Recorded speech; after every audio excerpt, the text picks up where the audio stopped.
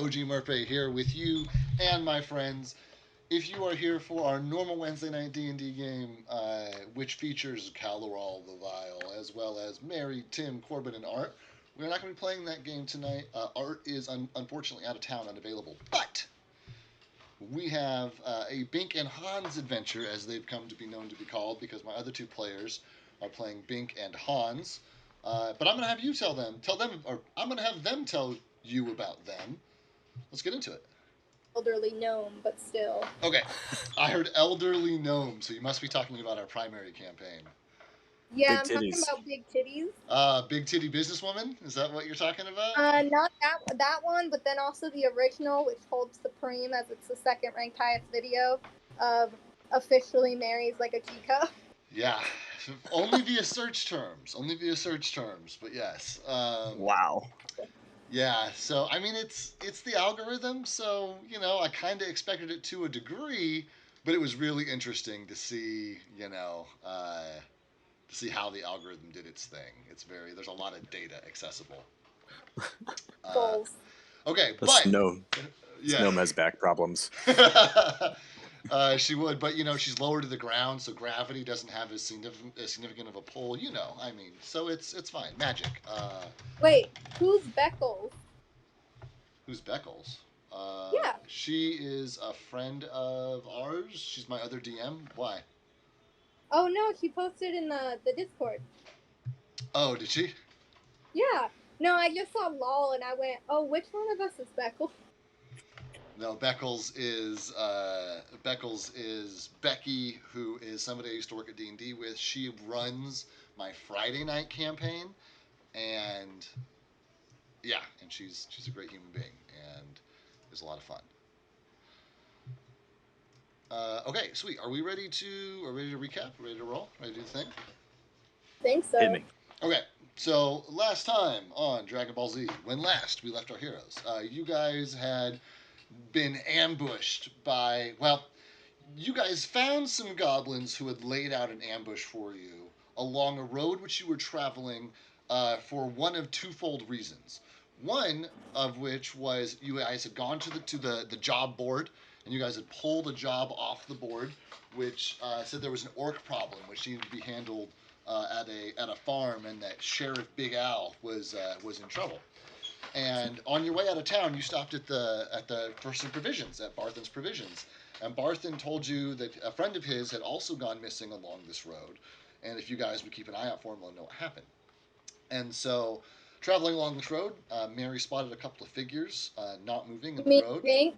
Bink noticed, thank you, a couple of Bink and Hans. Bink noticed a couple of figures in the middle of the road, and they turned out to be dead horses with goblins lying in wait around them. The ambush almost turned into a counter ambush, but there was a misstep on, I believe, Sylvester's part, and the goblins rolled a particularly perceptive check and were able to identify the two individuals sneaking up on them. And a battle ensued. You guys discovered that there was a trail, a path, which led into the thicket. And you saw lots of goblin footprints, a couple of indicators of a body being dragged. And while you were investigating all of this, you were approached by Sylvester, this strange figure with odd mannerisms, but seems more or less harmless to you guys. Proven that he is capable of fighting, though, as you all found you followed that goblin trail the next morning to find the opening to a mouth of a cave, which had a small stream trickling out of it. A couple of goblins were posted outside, who were quickly dispatched. Bink slid into her natural stealthy state and began creeping up the stream, while Sylvester and Hans took care of the warg problem.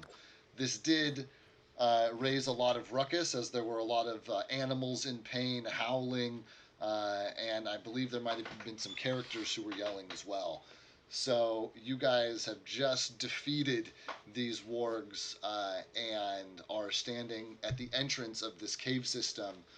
Bink up to her eyeballs in this low stream. Sylvester and Hans, covered in blood and probably wounds from the fight. I'm not keeping track of your guys' HP, So anything you lost or anything you used in the last fight, I expect you guys to have figured out for yourselves. Like, do we know what Bink's role was? Because it's been a while. What Bink's what? Stealth roll in the water. It was, I believe, moot because you were stealthing in the water, and then you pulled out a knife and threw it at some point, and that broke your stealth. I am fairly certain, Okay. but we can double check that. I will have you re-roll for it because after this combat, you guys will need to be re-rolling to do anything in the stealth variety. I'm going to do a little. I'm gonna paint, do a little bit of narrative, word picture painting for you real quick here before we continue. You guys. I don't remember who. Somebody finishes off the last warg, and as they twist their blade in the warg, and its body goes limp, and you catch your breath and look around at each other. You guys hear the distant echoing sounds of stirrings of footprints, of movement, of activity coming from farther inside the cavern. And if you guys would just super briefly reintroduce your character as we go through here. So we'll start with Bink, who is in the water, if we could. Okay. Bink is a gripply, which can best be described as like a humanoid frog. Humanoid in the sense that they stand on two legs. He resembles like the blue spotted poison dart frogs, which makes sense because she is poisonous. She basically has some scraps for clothing covering like the general like loincloth area and chest, bone necklace, and if you look closely, her two daggers she wields are actually made from different types of bones. Mm-hmm. But yeah, she's a rogue. Cool. Sylvester, tell us about you, bud. Sylvester is a half-elf swashbuckler and looks the part. Red shirt, brown pants, hoop earring, carries a rapier and a small crossbow, and generally is confused about which direction to go, and very easily distracted, yet merry all the way. I love it. Real quick, bud, did he always have a red shirt, brown pants? I just missed that on his introduction initially because that's a lovely touch. I vaguely remember saying something. That's wonderful. That's Gabe, wonderful. can you post the thing for Owlbear? Oh shit! Yeah, I will do that for you guys. Abso-fucking-lutely. Yeah, that's an important thing to do. Also, Evan is his brown pants so that if he shits himself, we won't notice. Exactly. He's both ready for battle and to shit himself at the exact same time. You can't do one without doing both, right? I mean, it's, best to be safe. Oh, I love it. Shit your pants, and when you shit your pants, you just gotta shit your pants. Okay, let's shift gears. Hans, tell us about you, bud. Hans is a somewhat tallish and big human male. He wears leather and metal armor with like a metal helmet. He fights with a battle axe, and he has about as many IQ points as he has inches in his height. That is to say, he's not a particularly intelligent individual, huh? Yeah, roughly in the 70s, 70-something. Though I do recall he does hold favor currently. I don't know what that means. Oh, sorry. He got... Do you remember, Dave? I don't. Did I give you inspiration? It was something. He had a great line during the last battle, so he has. Yeah. So that's inspiration. That is inspiration. That is if you act in character, usually particularly for this DM, if you can like absolutely split my sides, make me laugh, or if you do something that is usually like not ideal, but it's consistent with your character. If you pass on the most optimal choice for the one that makes the most sense for your character, a lot of times I will give inspiration for that as well. So thanks for the reminder. Hans has inspiration, which for those of you at home is he has the ability to roll twice for any ability check, attack, what have you, any d20 roll, he can opt to roll it again. The kicker being that he has to decide to do so before I narrate what the results are. So if there's a particularly important roll that he rolls low on, he can take the opportunity to try for a higher number. Sweet. I love that very much. So, setting the scene, you guys are now in a room which is still lit from the natural light coming in behind you guys, but up ahead of you, those of you without dark vision completely lose sight. Not much farther than where your current line of sight is, where it curves. You lose a lot of the light after the bend. I think Bink and the elf might have low light vision, but Yeah. Hans Bink most certainly vision. has an issue Yeah. seeing past here. No.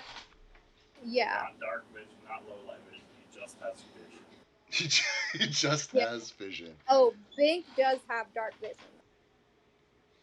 Wonderful. Yes. And then, as a reminder for dark vision, it means that your vision radius goes as far as your normal vision radius, which is, I believe, to say 60 feet. But you are unable to discern color. It's all basically gray tones and like shapes and movement, is what you can say. So it's not perfect. That is to say, an important distinction. Okay. This is not Bink's get out of jail free like dark light goggles. So you three are now standing together, and you will need to quickly decide what to do as the movement deeper inside the chamber has the activity level seems to be rising. Bink is gonna roll into sneak. Cool, go for it. Okay. I need one of my. 33. That's a big roll. I had like 17 notebooks. Where did I put them all? Oh, I put them all down here, tucked out of the way. Okay. My stack of notebooks. Okay, so Bink. 33? Yep. Great. Are you going to say anything to your party before you basically disappear from sight, or are you just going to basically disappear from sight? Bink is gonna go hide and just go under the water. So, if memory serves from the map, we have an offshoot from the main path that exits the tunnel where the wargs were. You do. You're saying if memory serves. I did post the new owlbear link in general. You should be able to open it and see everything, right where we left off, including where the corpses are. Gotcha. Good memory though, because from what you're describing, that sounds. Yeah, because you guys came in from the stream side. There was a narrow path on the right side of the stream.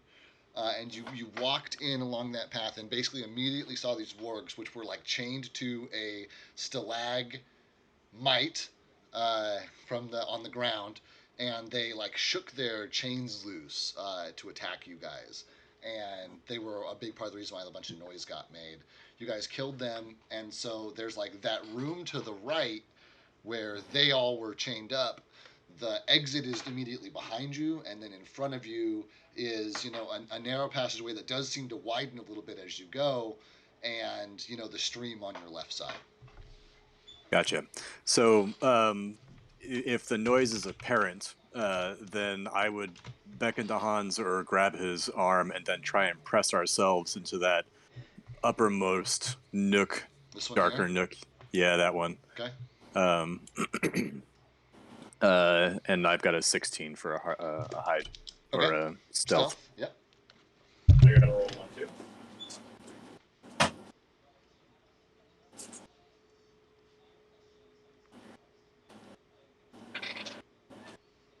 Ooh, you're gonna love this number.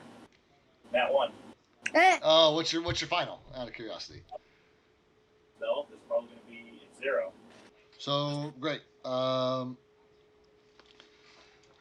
So Hans, I will let you roleplay this a little bit. I'm kind of imagining you exclaiming, like Bink said something and then disappeared. Then Sylvester grabs your arm and starts pulling on you. I'm kind of imagining you like reacting loudly to that in some way.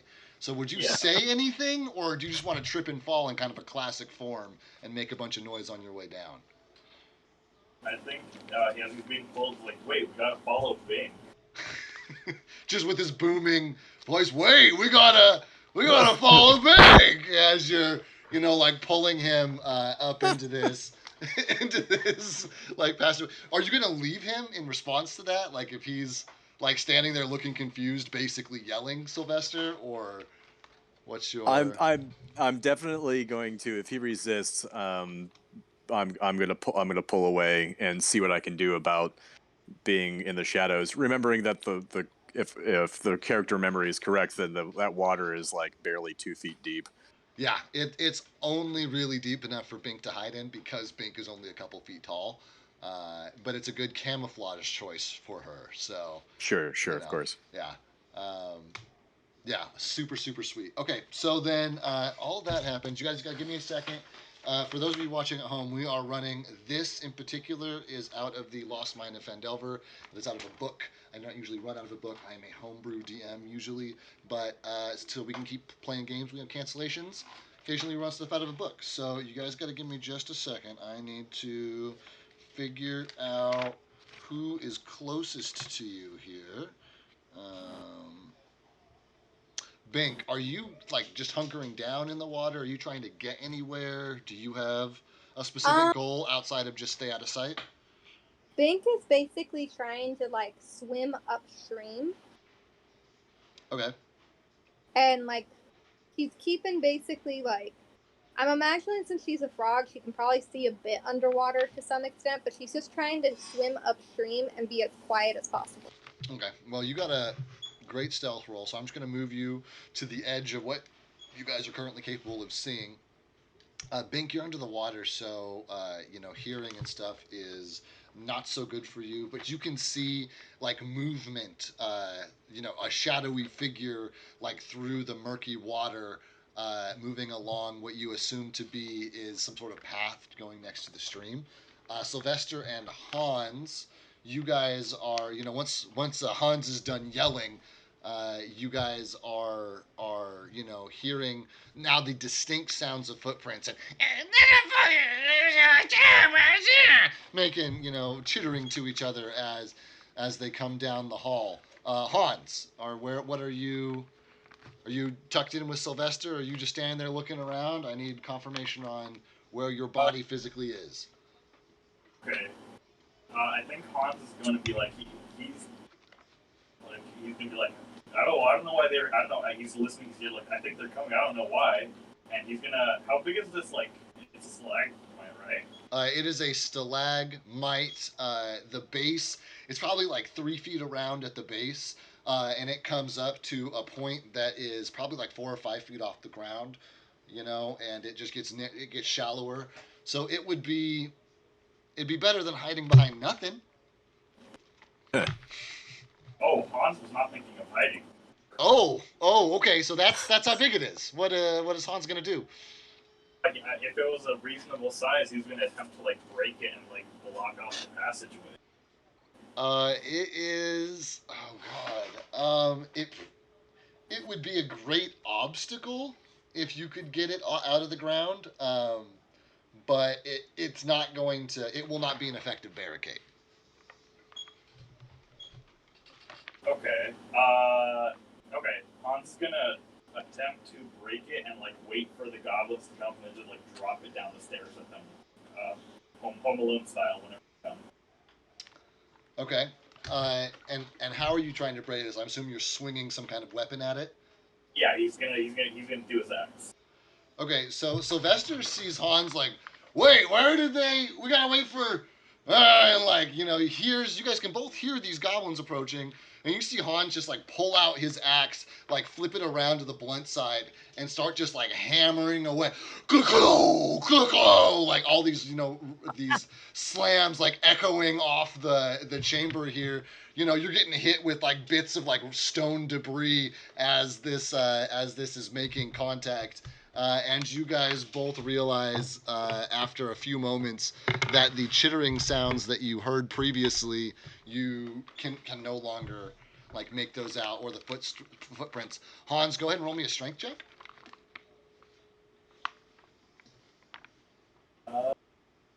15. And you are able to crack this loose. It takes you probably like 4 or 5 solid swings. Something in the neighborhood of 30 seconds to lodge it, give it a solid kick to knock the whole thing over, and then to, get down and like hoist it up. And you're now holding this basically comically oversized stone club pillar. I'm not really sure how I'd describe it, but you are wielding this large piece of stone. Sylvester, I'm assuming you are still pressed against the wall. Yeah, and if possible, would have a rapier drawn and kind of like a ready action, ready to stab whatever goblin came around the corner. Yeah, I'm imagining you have it out, and it's like, running down the back of your leg, like out of its sheath. You like have it ready to go, just in case. Yeah. That is great. So Hans, you're now holding this piece of stone. What would you like to do with it? So how easily could Hans swing it, or is it just a case of it's going to take effort just to like drop it, 5 feet in front? What's Hans' base strength score? 16. It's like when you need a second person to lift something, not because it's heavy, but because it's like oblong and there's not really an effective way to get a solid grip on it all by yourself. So, Hans is holding it, like gripped in one hand and like cradled in the nook of the other arm because of how large it is.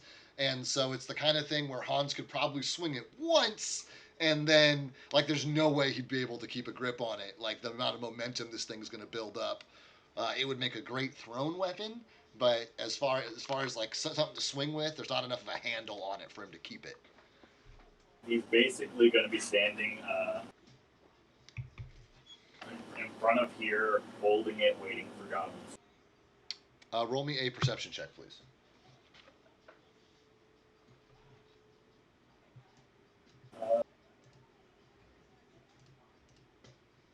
14. 14.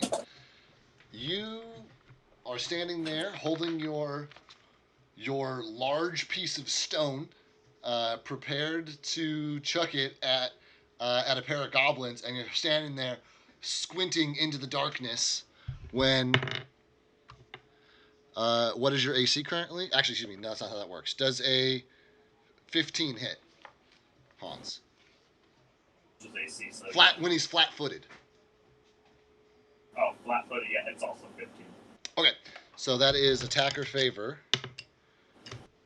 which does double damage on a sneak attack. So Hans gets hit for 6 piercing damage as out of the darkness a dagger comes flying out and, wings underneath the stone and hits him pretty much like, on the right side of his waist, right where his torso meets his legs, and he sees out of the darkness, out of where the knife came, 2 small goblinoid figures basically bum rushing him. Go ahead and roll for initiative, guys. Well, Hans can roll for initiative. If Sylvester wishes to be involved in this, he can choose on a round by round basis if he wants to hop into combat. Are you interested in coming to Hans's aid at seeing this dagger fly out and hit him and watching him like double over with this stone pillar? Yeah, I mean, are the goblins aren't in my sight yet? No, I just see him get hit. Yeah. All right. But you can see like a profile of a dagger sticking out of his leg. It's very obvious that he's stuck. Yeah. He cried out in pain too. I am interested in coming to the aid, though I will be cautious in such things. I'm now sitting at a 26 initiative. Okay, that is great. You will probably have to decide first whether or not you are interested in, or at least for this round, what you want to do. You can, in theory, stay in stealth and move and watch without directly engaging, and you will not lose your stealth bonus unless you are specifically spotted or you do something to break stealth. I'm sorry, that was a 26 for initiative? Yes. Hans, where are you at? 17. 17. Bink, you are making your way upstream. So, Let's hope I don't die. do you have a specific swim speed? Let me check. Okay, if not, we're gonna call it just your normal movement. Usually it would be difficult terrain, but you're a fucking gripply, so I think it's reasonable to say a frog would know Don't how to think make its she way upstream. has a swim speed, but if you want, I can roll a swim check. That's great. Why don't you roll me a swim check? Oh, that's right, guys. I was gonna put birthday. I got viewers here. I was gonna put birthday stream in the thing to like be like birthday stream, but I forgot to do that. That was my B. Thanks for the birthday wishes, friends. I got like a lot of my other players and my other DM in chat right now, so major shout outs to all my friends. You guys are the best. Okay, Bank is making her way uptown. I need to roll initiative for the Goobs, the Goob boys. Goob 1, Goob 2, Goob 2, and great. Okay, Sylvester, you get to decide what you want to do first. So you are reacting to Hans being stabbed before Hans is even having an opportunity to react to Hans being stabbed. What's your plan, brother? Oh boy. All right. So my assumption is that the knife came from generally this direction. Yeah. Yes, absolutely. You could, because the stairway is only about 5 feet across, and you could see that it came from like below the stairs, like from that direction. Absolutely, yeah. Okay. Is it possible I can? Let's see. No, fuck it. Just gonna go for it. So staying somewhat in stealth, kind of going along the wall. Here is my movement action to be able to kind of peek and see. Perfect. And with peeking and seeing, I guess I should have done this earlier.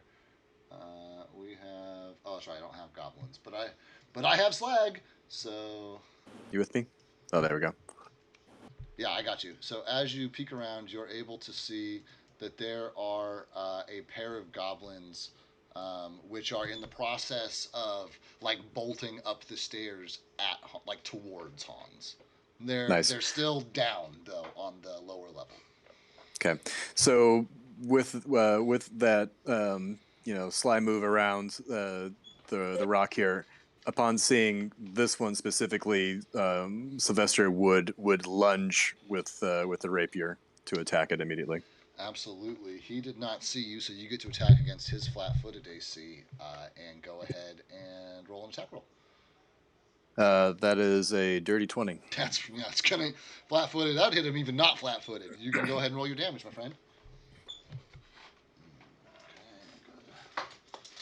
check where the cop guys are. 8. Great. There they are. Where is my notes? That is G1. G1 takes 8 damage from your rapier, which from his perspective looks like, yeah, buddy.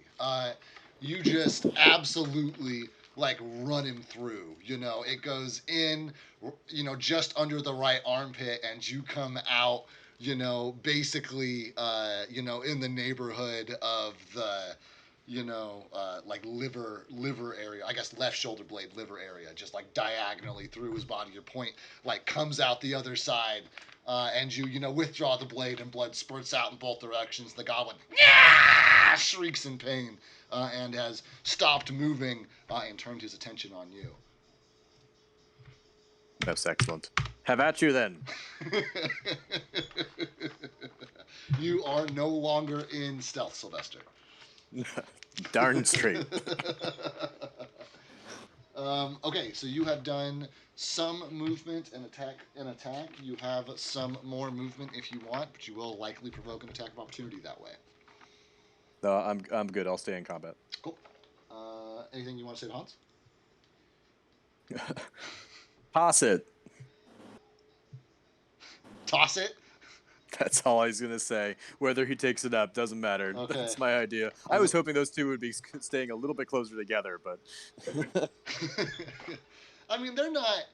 Goblins aren't like the best tacticians, but two of them know that It's better for them not. Like, goblins are in the kind of war that have, like, large stones thrown at them regularly and stuff, and they know that being clumped together is probably not. Like, fire, explosives. God, these are things goblins are familiar with. We got goblin veterans here. That's cool. Okay, so Hans, you get to decide how you are reacting to this. So you hear Sylvester tell you, "Toss it," and you're standing there, knife in your gut, stone column in your arms, and it is your turn. So he's going to say bop it, and he's going to go into rage, in which case his strength score goes up to 20. So would he be able to swing it with ease then? I wouldn't say with ease. I will give you the equivalent of we'll call it because of the sheer size, a +1 heavy mace for it. But the kicker is every time you attack with it, you will have to roll me a strength check to see if you can maintain your grip on it, basically. Perfectly fair. Okay, so Hans is going to hoist it, and then he's going to attempt to swing at G1. At G1? Yes. Okay, you will need to take a couple of steps forward, get on the second or third step down because of how short this goblin is, and you're standing up on the top still. It won't. It's not a significant movement, but you will need to take a few steps. That's fine. And Hans doesn't see any other goblins at the moment, so he's not particularly concerned with holding on to it after. He is going to let gravity do its thing as well. Love it. Go ahead and roll me an attack roll using the two hit stats of a +1 heavy mace. Let me just add that real quick. Or you could just add a regular heavy mace and add 1 to hit and add 1 to damage too, and it's the same difference.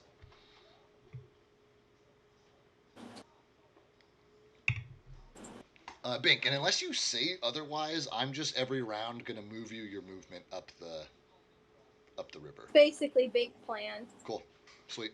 So I didn't have you roll initiative because you're not fighting. I'm just at the bottom of every round. I'll move you your movement, or I'll let you move you your movement, and that'll be how we go.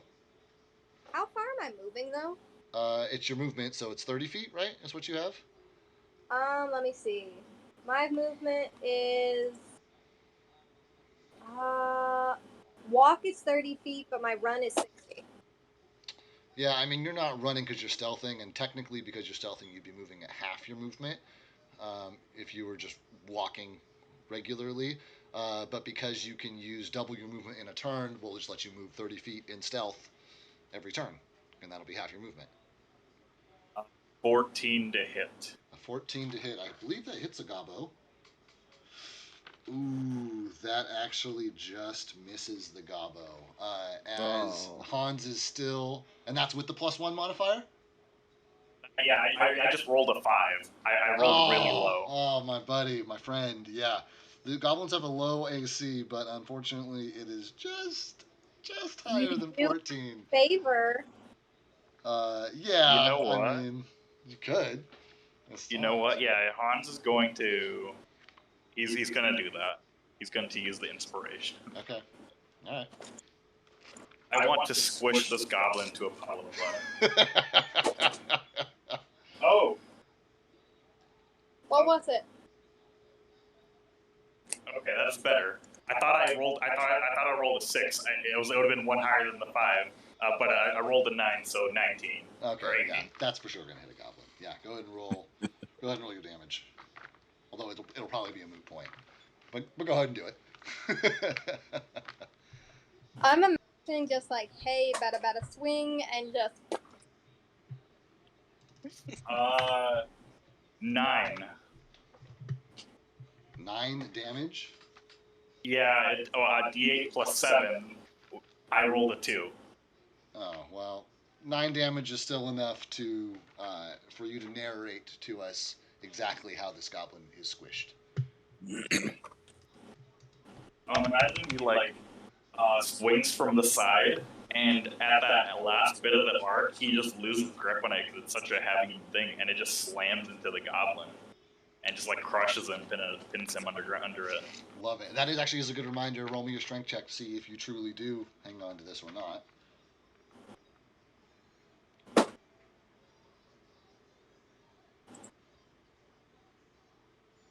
Dirty 20.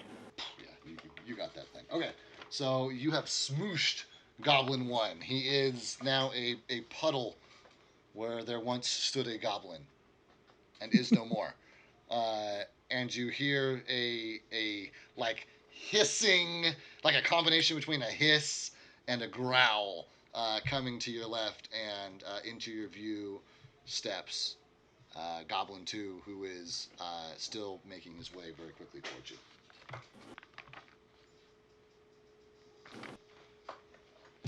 You gonna move it all, Hans?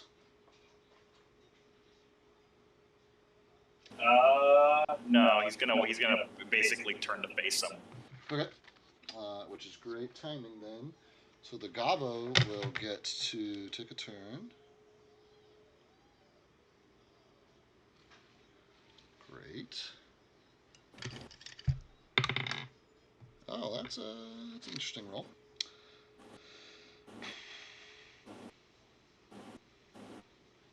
Yeah, he misses. He like is running up to attack you, but like the rage in his eyes, is so intense that he, goes to lunge at you, and you just kind of like you're still in the process of recovering from your previous blow. So you just kind of like accidentally end up deflecting his scimitar attack with this like giant piece of stone that you still have that's basically part shield, and you hear the glint of steel on stone as he attacks you and misses. And because nobody speaks Goblin, he just hollers at you. And that is it for the Gobbos. Bink is going to move 30 feet. So, Bink, go ahead and move yourself 6 squares. Okay. Dun. Oh, that's in too far. Okay. Or up Do to I? 6 squares, How do I I guess. move the 6 squares in this case? Do I go like diagonally? Yeah, diagonal's fine. I mean, it's one. I consider this 1, 2, 3 would be put you to here. And then I would need to open up the rest. So 4, 5, 6 would get you about here. Okay. And unless you, from a role-playing perspective, if you're trying to stay in stealth and you're remaining completely submerged under this water, then you will know that, like, you'll be able to follow the waterway and know it's curving, but you know that you've traveled farther than you could see before, and you have no idea what this will look like when you pop up at this point.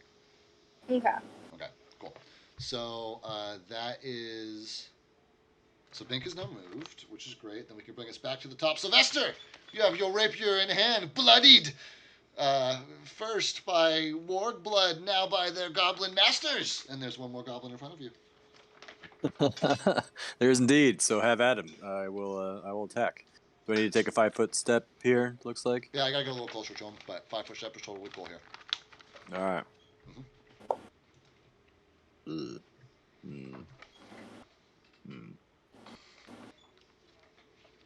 That would be. That is a 13. That is not going to hit. No, but your DM just took a bite of cake, so you gotta give him a second.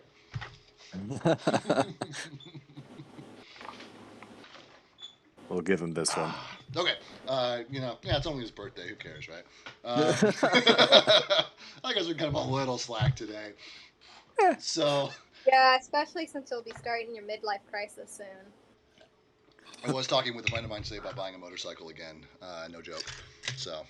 Wait, again? You had one? Yeah, I sold it for tuition money because I never got my license. I had it and I rode around town a little bit, and I shouldn't have, but I rode around town a little bit, and then I ended up selling it for tuition money when I was gone. And yeah. And then I sold it. Now I don't have a bike, but I want one again. But anyway, Sylvester, goes to stab him. Unfortunately, one of the main benefits of a rapier is that it's an excellent piercing weapon.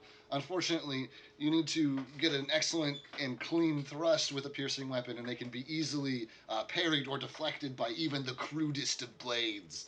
And that happens to be the case here. And he is unable to find purchase within the goblin, who has now turns to look at him and is spit in his general direction, and turned his attention back to the monster who murdered his friend. Oh, thank goodness.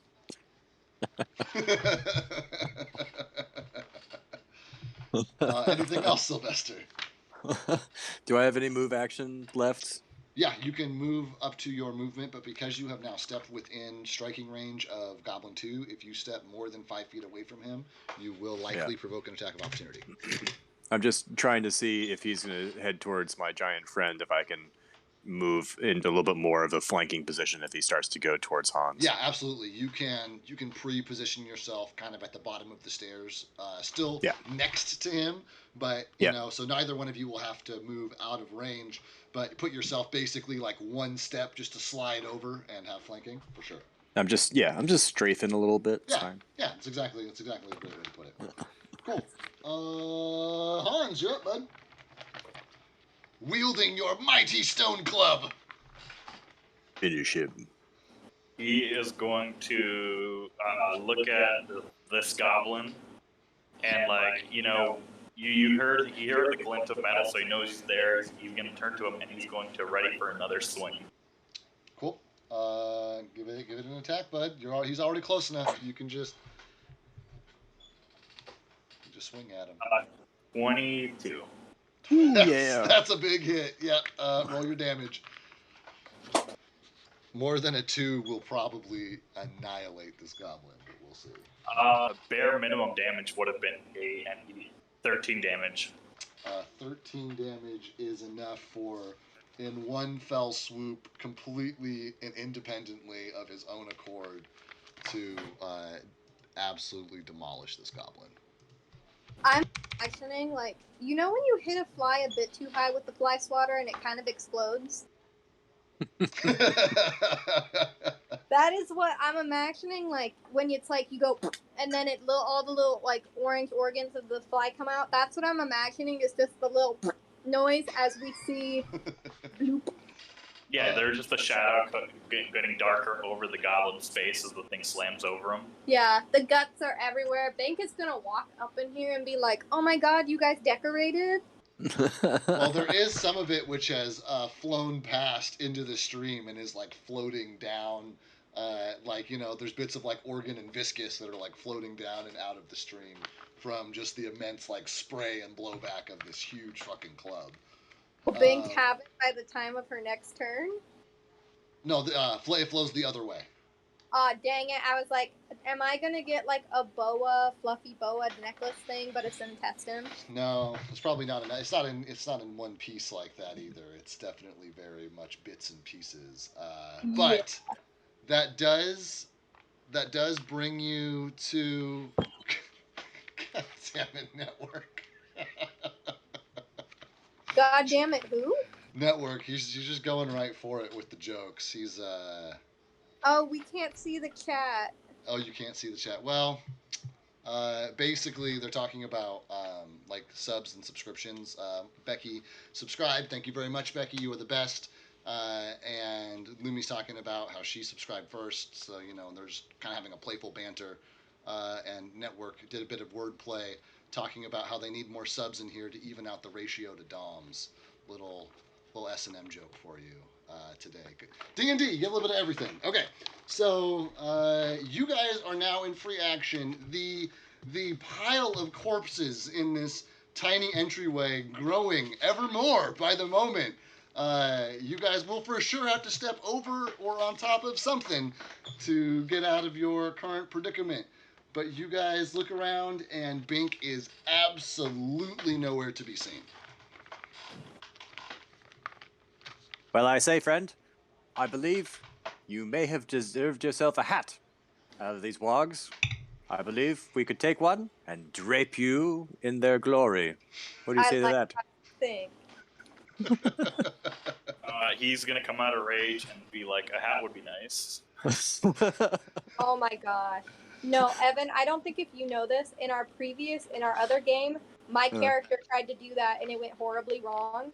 But, like, I'm wishing the best for you. Well, in all fairness, they tried to skin wargs that had been dead for over a day. Yeah, this wasn't, and like, fresh. They were decomposed. like it was, they had been like moved. They had been piled all together. Like I did get earrings. they smelled. It was a whole thing. But okay, so Hans is receptive to this idea of a hat. Yes. And you guys are standing here. There is still like definite sounds of activity, like emanating from the back of the cave. It's all distant, and the echoes. You can't tell if it's one small creature or a dozen elephant-sized creatures, because you don't know if they're 300 feet back in the cavern or just around the next bend 25 feet ahead. So but you guys can definitely still hear movement. Yeah. Well, Hans, my boy, we'll be back for that warg hat. I believe we'll be coming back this direction. However, if I could find the scrap of a goblin, I believe I have a sly plan. Is there any head of a goblin or part of his skull left over? Roll me a charisma roll, a luck check to see if there happens to be a goblin head intact around here somewhere. Yeah, they both got hit by a very blunt and heavy weapon. So Yeah. But you could have got him between like the neck and the shoulder, and that head could have just popped off totally clean. You never know. Honestly, yeah, Physics are crazy. Physics are I crazy. still remember the video where that happened to a guy, and I will never unlive seeing that. Ooh. Yeah. How about a 21 for luck? That's pretty darn lucky. And you are about to give up hope, and you see drifting away from you, floating down the stream, bobbing up and down, is the head of a goblin. Nice. I snatched that up. Congratulations, you can add one goblin head to your inventory. Oh my god. That's our first clip of the night, folks. You're coming with me, friend. It's the goblin quinceañera head with the whole crown, wig, everything. Oh my god. Oh. Yes. Let's go find your friend, Hans. let us, and like he drops the stalagmite on like one of the wargs and just like crushing it. Yep. Hold this. All right. Man. So, unless otherwise directed, I think we're gonna head this direction. Okay, I'm gonna move you guys a few tiles up just so that as a reminder, you guys have started moving that way, and then we're.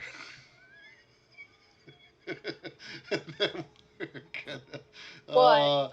Chat's just talking about their sexual preferences super casually. Come on, Dave. Like it's. Well, you guys gotta get out of this. You guys gotta get out of this dungeon. Okay. Tell you what, I will compromise with you. I will stay super zoomed in, so that you can't spoil anything for yourselves. Give me just a second. I mean, you can only see the last few things in chat, but okay, hold on. It's gotta crash first. So it's gotta crash the first time. Okay, and there you go. There's chat. Yay! Yeah, there you go. Hold on, I'm reading this. Poor OG having to explain what's going on in the chat. I hear goblins' heads generally explode when connected with the club. Oh, I'm definitely a sub. And it's pixelated. I can't read the next one. The next one is pleading the fifth on their sub-dom stance, which is fair. That is absolutely your right to withhold that information, folks. I never know what we're going to talk about. Sometimes it's raccoons pissing in bags. Sometimes it's, sexual preferences. Sometimes it's what happened, like where do dragons shit and what happens to all of it. You never know. You never know what you're going to get. Sometimes it's all about making tieflings great again. You know what? And it's a beautiful world. It's a beautiful world we live in here. All nuts.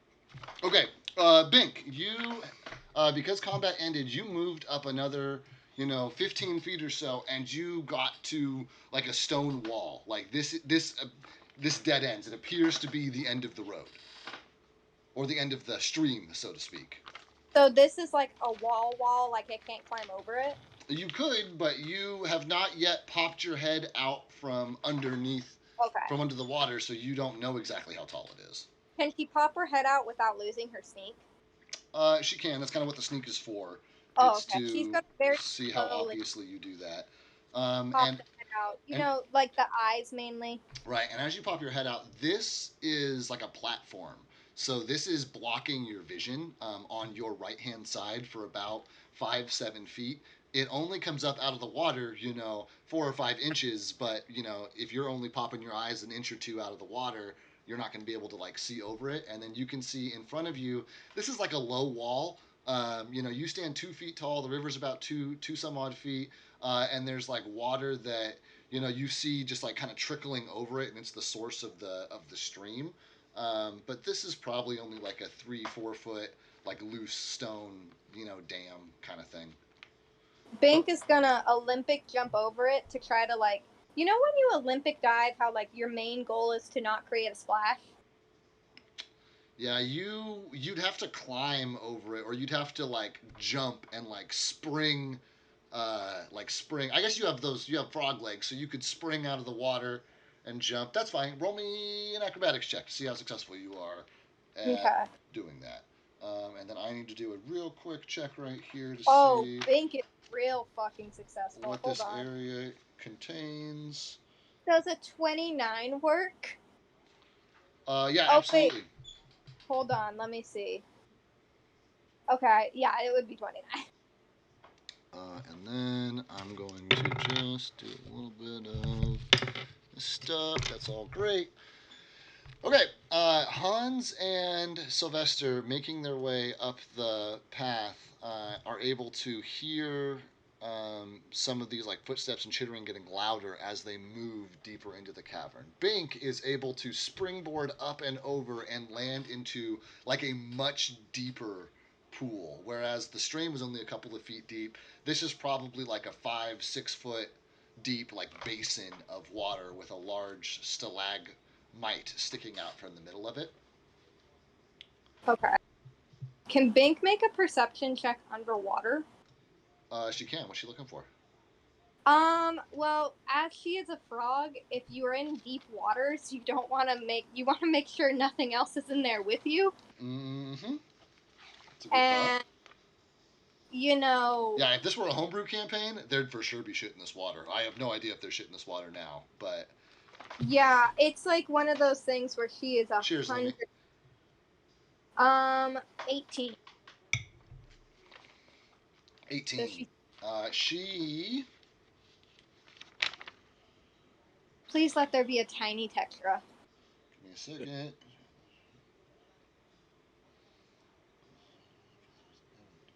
Also, I kind of had a Gripply question. Shoot. Can Bink speak to frogs? If they have a high enough intelligence score, sure, what the hell, why not? Okay. Okay, there does not appear to be anything which might want to eat you in this water. Okay. Okay. I guess she's gonna stick her eyes out again like she did last time. Okay, and she can see, those low walls all around her. But go ahead and roll me a perception check to see above the water here. And Hans and Sylvester will get back to you in just a second here. Oh, the perception is 21. You hear receding footsteps from where you are, getting quieter, though they are hard to hear over the sound of the waterfall from whatever the source of this water is, like draining into these pools, and it like echoes off all the walls. So it makes things harder to hear. But you could swear you hear the sounds of footsteps getting lighter, but more specifically, you see the shadow of a figure disappear around this bend here and around this bend here. Oh wait, so these two bends. Yeah, so you see, it's not, you can't even tell, all you could tell was humanoid. You couldn't even tell a size, but you saw, a flash of something this way and a flash of something this way. Okay. Bink is going to swim over to here and climb over the wall. Okay, sounds good.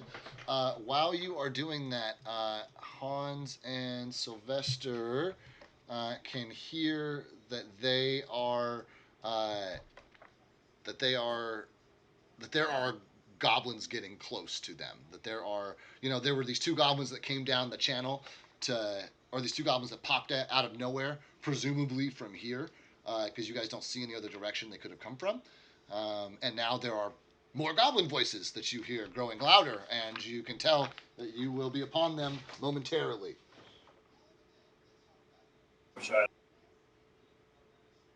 You cut out, Hans. He just says, "I wish I had stalagmite." Baby stalagmite. Baby. Then you guys see in front of you Oh no. another two goblins who are rounding the bend from because this channel is all on the same level, and there's this bridge that goes over you, but like this whole side is up and on another level, so that's not accessible. So you guys see these two guys here. They see you. It is obvious that a fight is about to happen, and everyone, including Bink, please roll me initiative. Can I have a dialogue real Dialogue's quick always before free. we roll? Dialogue's always free. Yeah. Excellent. So, in the most intimidating voice that I possibly can muster through that Sylvester, Sylvester is going to hold the goblin head high and bellow, "I am the mighty goblin destroyer. Fear this Ichor as your friend has done poorly. I fear you will not do any better. You should run," and throw it at them. That is amazing. Roll me and fucking what do they call it? Intimidate? An intimidate check, but roll it with advantage. So roll it twice, and like the higher of the two results. That goblin head for sure has given you advantage on that roll. Imagine it rolling like a bowling ball. Yeah. So that's an 18. So you roll it, and both of these goblins like look down at the head, look up at you. One of them throws their scimitar into the water. The other one like chucks it at you, but not like meaning to strike you, just kind of like aggressively in your direction. And they both like turn on their heels and look as if they are about to start running the other direction. But I still want initiative rolls from you guys. 16. Okay. 11. Great. 16. 11. Sylvester? 10. 10. And Batty's got a number. Oh, how was the cake, Dave? Did you eat it? I did, and it was very good. I think I see what you mean, because it was very good. But I could imagine if like the frosting layers like solidified up some, it would be like a little bit more difficult to cut, or it would not like melt as well. Yeah. Every bite. You kind of thaw it once it's out of the fridge for 20 minutes. You're good. Yeah. So, and that's good. That's a good piece of advice too. But I wanted to make sure I got a piece. I left it out so Eva could grab a piece. We'll stick it in, the fridge side at some point, and then the next time I want some, we'll do just that. We'll pull it out. If it collapses now, I'm fine. I Your problem now. Yeah. Not a problem. It tastes the same whether it's collapsed or not. It's still delicious. Okay, so Bink. You are in the process of like climbing over this wall. We're going to call it difficult terrain, so just 1 5-foot square counts as a 10-foot square while you climb up and over this wall. But you have your turn, your movement. You've only spent 10 feet of your movement climbing up and over this wall to the other side. Where would you like to go? He's gonna kind of like stay here, I guess, over by the pillar. Okay. Immediately, he's going to I don't know the right word for this, but enact the poison skin, the toxic skin. Yeah. And we said it's a swift action, right? I think. So if it's a swift action, you can just, make it no problem. But I think it does take a standard action to apply it to your weapon. I think that's what takes time. Yeah. But who says I'm applying it to a weapon? That's true. I just so your skin is currently toxic, and the first resulting touch basically will be or cut. The first resulting wound contact will use the poison, but you are. Is she? I assume she's still kind of sneaking. Yeah, because you're not in combat. You haven't been spotted. You are absolutely in combat, which means actually that you only have half your movement. You move at half speed when you're stealthing. But you've moved all of 5 feet. It's 5 feet plus 10 climbing, so it's not a big deal. You're already you're fine. Oh, can I move anymore or no? You've got another. If you don't attack anything, you've got another 15 feet of movement. Because you can move double your move if you don't swing your sword. Okay, yeah, she'll move. Okay. She's going to move and sneak. I only really want to move 5 feet, so I don't know if it's worth it. I mean, if you're not going to attack anyway, I'd move as far as you want to move, because just get where you want to be, right? So. True. Yeah. No, I think she is actually. Can she just hide up against this wall? Yeah. It's. Oh wait a minute. Can she do that? Hold an attack. Not from. Well, yeah, from where you are there, sure. Yeah, you cannot move at all from where you are. Yeah. And okay. so if a figure comes around a corner and it gets within striking distance, you will use your held attack to strike. Yeah, her plan would basically be, just to double check this works. Moment something comes around, she's throwing her arm out, gripping it, and then just slicing throats. I mean, what you're describing is a grapple check and then an attack afterwards, which you can't hold all at once. If you wanna do a quick lash out, or you want to hold your action to attempt a grapple check on. I'll hold to grapple. Can I just do the dagger to the throat, Yeah, I mean, you can make an attack roll with your. That's just holding your attack. That's not a big deal. Yeah. Oh, okay. Okay. Yeah, I'll hold out for grapple then. Okay, so you're not gonna. So if something comes near you, you're gonna use your held action to try to hold them in place. Yeah. Great. I want to make sure that we're clear on that. Her skin and her body. Yes. Yes, but there will not be. Read me your poison. Read me how your poison reads. Okay. Let me find it. You create a poison DC 14 1/round for 6 rounds, 1d2 dexterity damage, cure 1 save. Cure 1 save. Okay. Because I believe that poison has to be applied via a wound, which would mean that if you have your poison skin and you just touch somebody, I don't think that will quite do it. See, Pathfinder. I'm gonna look it up because I want to say you can switch applied to a weapon. Nope, it can be delivered as a touch. As a touch? Okay, cool. So if it can be delivered as a touch, then you. It can be applied to weapons or delivered as a touch attack. Okay, so then you wouldn't. So you're not grappling them. You're still going to have to roll to succeed, basically an unarmed attack, in order to. Okay. Yeah. To do that. So we're good. So we're good there. You're going to hold for an unarmed attack, which will apply your poison if it hits.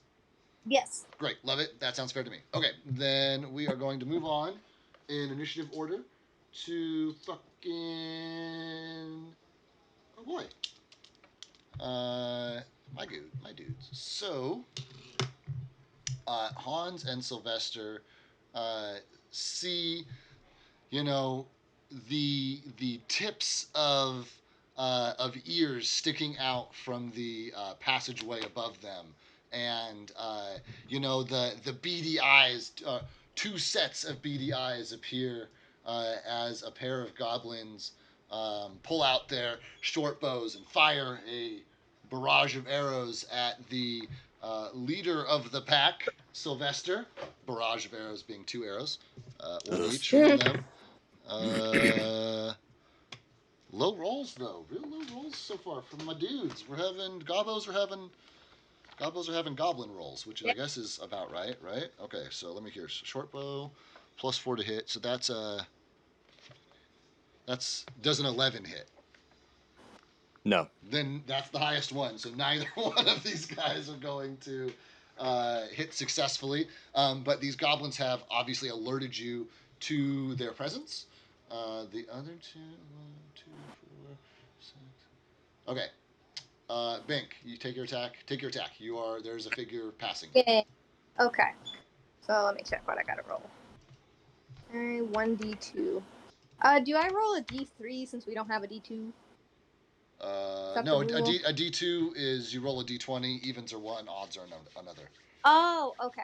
Or you flip a coin. I mean, it's basically what it is. Okay, so what was the rule? Evens are what? Odds are what? Evens are 1, odds are 2. Okay. Roll. Google Dice.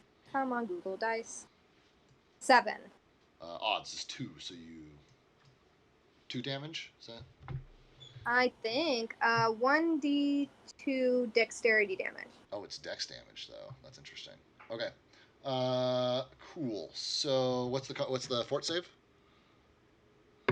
Fort save is DC 14. DC 14.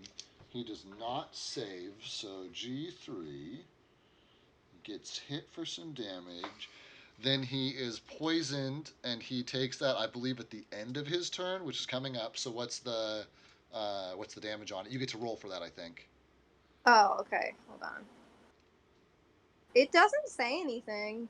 I'm not sure what I'd roll for. It should. Read me the poison one more time. You can create a poison, Fort D save 14, 1 round for 6 rounds, 1d2 dexterity damage, cure 1 save. Oh, no. Okay, you gave me the damage already. I thought that was the damage from your unarmed attack. What is the damage from your unarmed attack? Okay, my bad. Wait, did you even roll me an attack? Did I give you against his AC? I feel like we didn't do that. No, we didn't. You just had me do the roll for the poison. No, I'm sorry. It was a roll for poison, which was the roll for the attack. I misspoke. So what was the first roll that you rolled? First roll that you rolled. Let me find it. It was a 15. I rolled a 15 and didn't add anything. So 15 hits. So then you roll unarmed. So it's the same. So it hits. What is your damage for an unarmed attack? My damage is 1d2 plus 4. Okay, so then roll another d20. Evens are 1, odds are 2. 17. That's another odd, so it's 2 plus 4. So you did 6 damage to him with your unarmed strike, and then your poison did an additional 2 damage to him because he failed his fortitude save and is poisoned. He will have the opportunity to re-roll for that at the beginning of each of his next 5 turns because it has a duration of 6 turns. And if he fails, then you will get to roll that d2 for damage for every turn. He is going to. This is not going. He's going to like cry out in response. And turn to G4. And then he's going to continue to run. So Bink, you can take your attack of opportunity on one of these 2 goblins if you like. Okay. We know what they said since she speaks Goblin. Oh, she speaks Goblin. Yeah, Bink knows what they said, which is there's another one back here. Watch out! Okay, she can take it on either of them? Yeah, but you only get it on one because they're both going to run past you right now on their turn. Okay. But you only have one attack of opportunity per round. Okay. I'll take G3 for 500. Okay. So roll a standard attack roll for your dagger. And yes, network, you are collecting channel points because I'm a motherfucking affiliate now. Thank you so much for being here from the beginning and helping me get here, bud. It's awesome. Goodness. Okay, dagger. 8 plus 1, 2, 3, 4, 5, 6, 8. 23. That's a big hit. Go ahead and roll for damage. Okay. Dun, dun, dun, dun. Dun, dun, dun, dun, dun, dun. Dun, dun, dun, dun, dun, dun, dun. Okay. Hold on. 3 plus the 5. 1, 2, 3, 4. 7. 7 damage on G3. Yeah, cool. He's dead now. Yay! Goblins do not have the most health. G3, EED, boom. Do I describe his death? You can, but you gotta give me a minute to finish the turn. So it's Yeah. 5, 10, 15, 20, 25, 30. 5, 10, 15, 20, 25. And he disappears from sight. The trash can. There we go. Okay, so G4 disappears from sight. G3 is dead. G6 and G5 have both taken their attacks. And then they're probably going to... Sylvester and Hans hears the goblins chittering to each other and hears a third goblin voice. And Bink just hears, like distantly, from across the cavern, like, they got Oz! And they're, as the goblin... There's a what? They got Oz, as Oh, the goblin continues to run away. And that is it for the Gobbo's turn. Brings us to Hans. How high is 2 questions? Yep. And maybe Perception check will answer these, but how high is that one bridge, and are there any supports that Hans could reach from here? There don't appear to be any supports. It connects. It's basically the equivalent of a large series of boards laid across. And Hans can't see it from down here, but can't see any obvious way that it's been anchored. It is. That's a good question. Before I start making stuff up, is there actually a... do I actually have an answer for you? That are 20 feet above the stream. So it's 20 feet up in the air.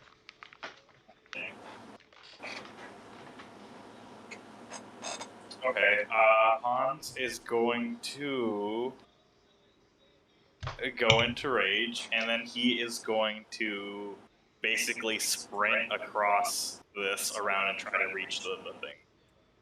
So you're going to just push past Sylvester and just run? Yeah. Okay. 10, 15, 5, 10, 15, 20, 25, 30. So your first movement puts you here. He can go 40. 40. Puts you, at G3. But, Bink, you see Hans moving past you as well in the space the couple of goblins were. And you've actually broken stealth by attacking. So Hans and Bink, you guys see each other as Hans, like, you round this corner here. Oh, can I describe the way the goblin died? Yeah, go for it. Because I gotta know, because you gotta describe what Hans sees as he comes around the corner. Okay, so I kind of imagine, like, since this is a poison, it's maybe like it's a bit acidic. Yeah, that makes so sense. like I got it. Across the goblin's face is a very clear imprint of like Bink's frog hand that it's been like seared into the face. Yeah. And like if you can see on the chest, like one over there is where she's basically grabbed his head, grabbed the chest to try to anchor him to her. And as Hans kind of runs in, he's seeing Bink just stab through the back of the goblin's neck and come out through the mouth. Classic. She takes it out and she just goes, ew, and wipes like the spit off her dagger onto her little like loincloth skirt situation. Hans, you're in rage, so you can't say any words, but do you have any expressions you want to make it, Bink? Yeah, he's running with his like axe out, and he's just going, ah, and then as he sees a thing, it's just like, ah, ew, ah.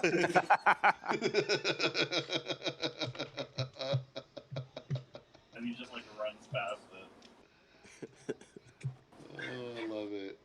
That's great. Wait, has Hans stopped running there? No, he runs past it. It's just like a ew, and then he continues his like. Oh damn it! I was like wondering, can Bink jump on Hans' helmet and join?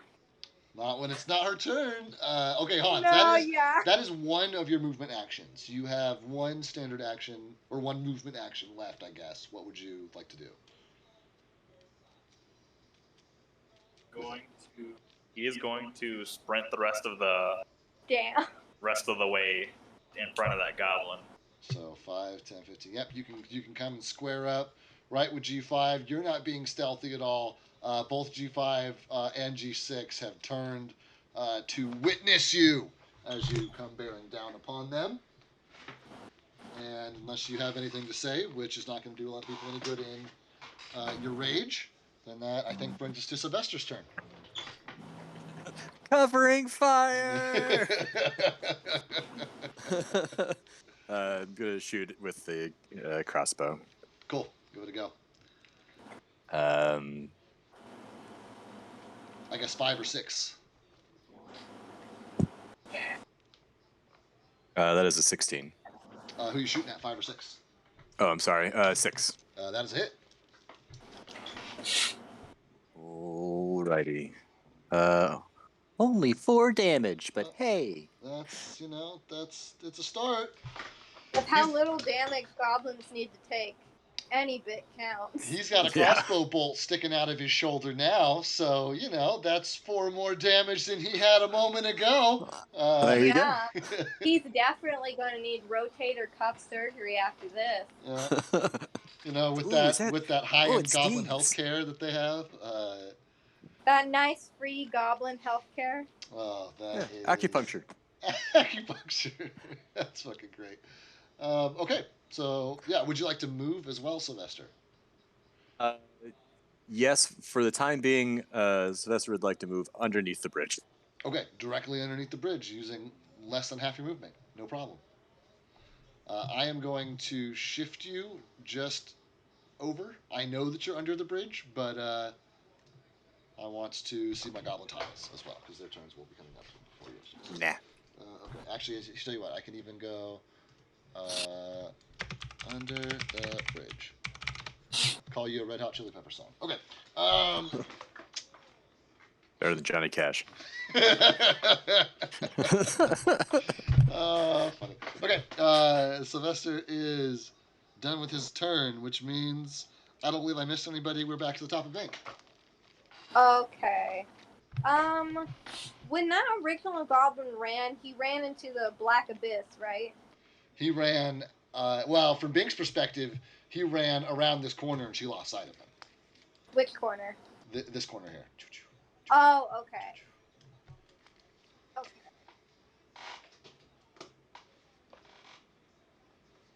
Can Bink run around this corner and use Han's head to jump off and over on the other side of the bridge? Yes, but you're not going to get enough height on that jump to completely stay out of the goblins. They'll still get attacks of opportunity on them. You're still going to pass within 5 feet of goblins 5 and 6, which will make you vulnerable to them. But physically, that is well within your means. Even for your short stature, you can make that kind of jump on distance, no problem, as long as you Would I roll you can't an go up acrobatics 10 for feet. how high I go? Yeah, there's a system for that. I don't know what it is. I am going to make a snap judgment here. Like I said, to say, because 5, 10, 15, 20, 25, 30, it'll take your entire movement to get over to Hans. So then, you'd have to use another movement to jump. What if he runs? That's what I'm saying. Even if you're running, okay. It's going to take you half of your running to get to Hans, and the other half is going to have to be converted into an acrobatics check, which I'm going to say if you start your next turn at Hans, yes. Because you're trying to... A turn is 6 seconds. So you're trying to cover 30 feet, scamper up Hans, and then springboard off him all in one go, which is not super realistic, I don't think, in that amount of time. Yeah. So I kind of want to just use Hans' head like a diving board. Mechanically, you're looking at kind of the same distance, because... Yeah. No, I just mean that's what I'm to give it a description. Yeah, I mean, I like a diving board. I can see that. I don't. I will. I mean, if you want to just use your movement and flavor it with a jump, you can use your movement and flavor it with a jump. They're still going to get attacks of opportunity. If you want to move to Hans's base, work with him, and start your turn from his shoulder and jump, then you can roll an acrobatics check and try and stay out of their way. Okay. Just to clarify, I could work with him even when he's in his stupid state. He understands you. He just can't speak. He can comprehend language. Oh, okay. He okay, just okay. can't That's what I use wanted any to say. intelligence-based skills, which is Okay, speaking that's what himself. I wanted to make sure it wasn't like Bink's gonna climb on his head and he's gonna go, ooh, fly, whoop. No, he's not going to do anything. He can't speak with you at all. But if you say, "Hey, big idiot, I'm going to jump off you. Get down here. Help me up," like he'll understand every word of it. Okay. Okay, yep, we'll go with that. Dun dun dun. Dun dun dun. So like right there. Okay, so you're moving to Hans, and you're using the second half of your turn to climb up him and prepare to jump. Yeah. Cool, sweet, love it. What are you going to say to Hans? I mean, you run around the bend, you see him, he's got his back turned to you, he's like engaged with these two goblins. What's your move? What's your play? Wait, I can talk now. I can let him know the plan now. I mean, you have, yeah. I mean, you're telling me what you want to do, which is great. Now do it. Oh, okay. I thought my turn ended. I was confused. No. I'm trying to get you to engage it with your turn and talk with Hans and do the thing you're telling me you'd like to do. Bink is gonna grab the back of Han's pants and just kind of pull, not like pants him, but like to get the attention. Okay. I will tell you, it's probably just better to say what you're going to say.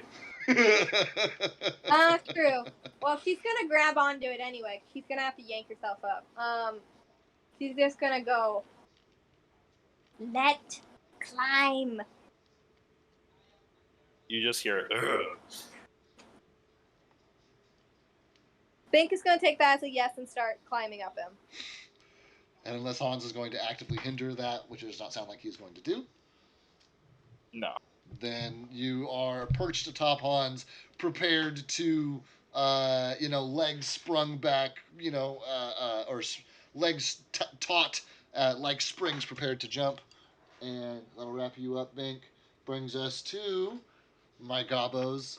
G5 is going to take his bow, drop it, pull out a scimitar, and swing at Hans with it. Does a 15 hit? Yes. Okay. The goblin behind him is going to take a quick look under the bridge, see if you can find Sylvester, and when he's convinced that he's not going to have a very clean shot on him, turns to take a shot at you, which big time misses with a natural roll of 2. However, the one that hits you with his melee weapon deals 4 slashing damage to you, Hans. And he is going to take his movement to back up just a touch. G3 is dead. I need to consult the map. A moment, please. Who's there? Who's in this place?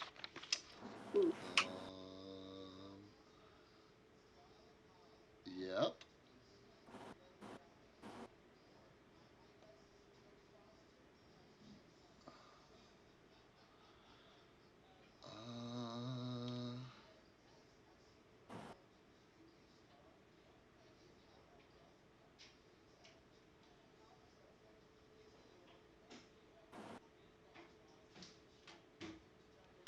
Okay. So that is it for the bad guys. Brings us to Hans.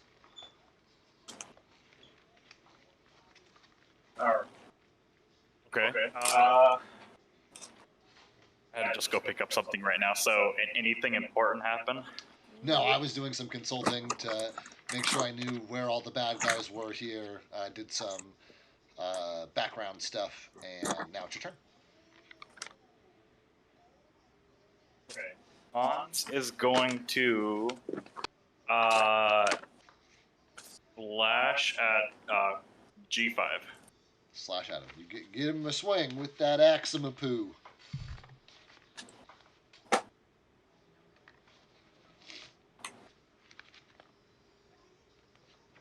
Something.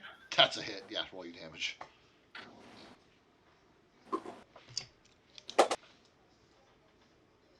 Full damage. Did you say 12 damage? Yeah. This goblin is hanging on by a fucking thread. He is nearly been cleaved in half by your mighty axe, and it is a miracle this fucker is standing. Hans is going to just look up, do hold his two arms out and just and try to intimidate him, like just a booming yell or like a booming war cry. Yeah, give me an intimidation roll.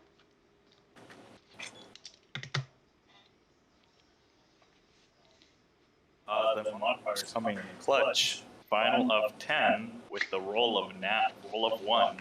Ooh, well, that's why we have skill points and why critical failures only apply to attack rolls. Because you have skill modifiers. And so a final of 10 is not enough to make... 12. Oh, 12, actually, that makes a little bit of a difference. Is not enough to make him turn and flee. Fortunately, it is enough to make him stumble backward, and unfortunately with the stumbling, he has gotten too close to the edge of the bridge, and this bridge is built to goblin safety standards, which is to say no safety standards. So he missteps, fails his dexterity check, and actually tumbles off of the bridge, taking 1d6 of damage for every 10 feet he has fallen, which is enough for him to the two halves of his body, which had nearly been separated by the mighty cleave, the impact on the ground separates the two halves, and Hans, peering over the edge, can see two halves of a goblin body, lips and legs still twitching. Goblin 5 is very dead. Yeah. Okay. That's gonna be it for Hans' turn. Love it. Sylvester, you're up. Right on. Is G6 still visible? He is visible. He's basically standing. I moved him forward a little bit just because of the way I have the shadow set up, but he's basically standing on the ledge where this side of the bridge lands. But he is offset, kind of off to one side, to get the best shot he can get on, Hans and Bink, who are the two people he can see most apparently. Nice. This would be, just so stepping out to take a pot shot. Cool. Yeah, absolutely. You have more than enough movement to, step out 5 or 10 feet, take a shot, and step back 5 or 10 feet if you want. Yeah. That's going to be a miss. Okay, sounds good. Then as your arrow sails high, you can only see this goblin from about the knees up because of your lower perspective, so you aimed high, but unfortunately you overcompensated too much, and the bolt sailed completely over his head, and you hear it, break against the stone wall behind him. And the goblin, turns to look at you, bends down, picks up a rock, just, chucks it at, in your general direction angrily, and shakes his fist. And Bink understands that is, I'll get to you! I'll get you and your little frog, too. Racist. Oh, yeah. My D&D... Well, this is a homebrew world. Or this is not my homebrew world, but my homebrew world is super full of racism. The dwarves don't like the elves, and the orcs don't like the dwarves, and nobody's really that crazy about humans, and... The gnomes, the goblins, and the giants, we still don't know why they hate the giants. Yeah, it's a whole fucking thing. But, are you just ducking back underneath your bridge of safety? Based on the fact that that goblin has thrown a rock at me and not fired a bow at me, does it still have its bow in its It hand? still has its bow in his hand. I just don't. He can't get a free attack on you as a reaction. I was just kind of flavoring him being Okay. upset at you attacking him. How dare he? All right, yes. Then I will just step back and into cover and continue to do low watch instead of high watch in this regard. Yep, that tracks for sure. It's the Goblo's turn, right? I believe at the end of Sylvester. No, Sylvester, you finish this off, and then Bink starts us up again. Sup. Okay. Oh, hold on. I lost the tab. Okay, so... Okay, just to double check. Sylvester's under the bridge, right? Yes. Yes. Okay. How far is G6 away? About 10 feet. 10, Okay. 12 feet away, something like that. Okay, I slightly changed my mind on what I'm wanting to do. Same concept of jumping. Can Bink, like, luchador, wrestle, just plancha, and just jump up and onto the goblin? Yeah. What's your... He's not a willing participant, so it'll probably be a contested check. And then what's your ultimate goal? He basically, okay, you know when you see, like, the wrestlers in, like, the WWE and stuff, when they get up on the side of the ring? Yeah. And yeah. jump, and then they body slam someone? She's wanting to do that in order to hold him down. Okay, that is... Throw her stuff at him to get him to fall over so that she has a chance to, like, I think grapple would be the term. Okay, so here's what I'm going to do. Roll me an acrobatics check, not for anything other than to see how successful of a jump you make. And then after I get that result, I will have you do another thing. Okay. Body slam. Body slam. Yeah, dirty 20. Dirty 20. Excellent roll. Go ahead and roll a grapple check, which is a d20 plus your CMB for the grapple skills specifically. B as boy or D as in B dog? as in boy. It's the only one that has... One of them has plus something. The other one is a flat number. It's the plus something. Well, for it's your a grapple. +0, so you know. So 2 flat rolls, but you get to roll it with advantage because your jump was so excellent that you have Thank the God. added force. Got a 16. A 16? Yes. Which is against the CMD of the goblins. Which this is 5e, so I just got to do a little bit of math here. Their dex score. That is... Congratulations! You are in the controlling end of a grapple with G6. You sprung off Hans across the 10 feet, landed squarely in G6's chest, and in his attempt to, not topple himself over, he gains his footing, but it gave you enough time to pull him by the neck down to your level on the ground, and you've securely grappled this goblin. Can I flavor describe something? Yeah, it's flavor. Okay. So Bink is on Han's head, and at first she looks like, when the divers go up to the board and they kind of squat, rub their hands, and put their hands up in the air. Yeah. For their dive position. She looks like she's about to dive. She stops for half a second, squats, and just in a gripply and jumps in the air, and WrestleMania just tackles him to the floor. Love it. Love it. Great flavor added. Mechanically, you are in control of a grapple. Neither Bink nor G6 are able to use their movement to go anywhere. G6 can take an opportunity on his turn to either break the grapple or try to come in control of it. You guys still are considered to have a free hand apiece to attack each other or anyone else that is close enough to be attacked. Would I be able to do a perception check? On the goblin. 4? Damage taken, to see how injured he is. Because you are the only person to injure him. No, actually, that's not true. You can... I will give it to you for free. You can see that outside of one bolt sticking out from his shoulder, this goblin is in pretty good shape. Okay. I'm good. Cool. That does bring us to the Gobos, and that is mighty good of you to have grappled him. He is still going to make an attempt to break it, I think. After all of this craziness, he did not roll particularly high. His grapple check is a 13. What is your CMD for grapple, Bink? 14. Haha! So you are able to maintain control of him.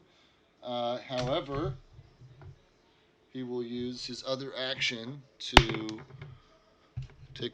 try and get a pot shot in on you with his dagger, since he's unable to move, and that is a 13 to hit. It does not hit. Then Bink is able to, here we go. G6 goes to attack Bink's lower half, but because she has, him by the arms, she just like jumps in place and like brings her like knees up to her chin and like completely jumps over the strike before her like feet come down and land again, just completely circumventing this goblin's strike attack attempt. And that is it for G6, which brings us to Hans.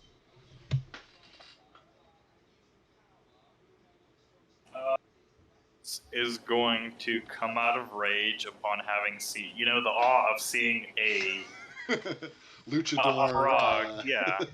WWE Hell in a Cell jump off his head. Hold on, wait, I got it. A WW Gripply? Huh? WG. Okay, I'm sorry. I did not get that at all, Dave. It's like WWE, but it's a Gripply, so it's WW Gripply. Okay, right, we're fine. It's cool. I'm sorry, Hans. Continue. I thought it was a good one. You can. That description was also that was also buying me time to figure out what I wanted.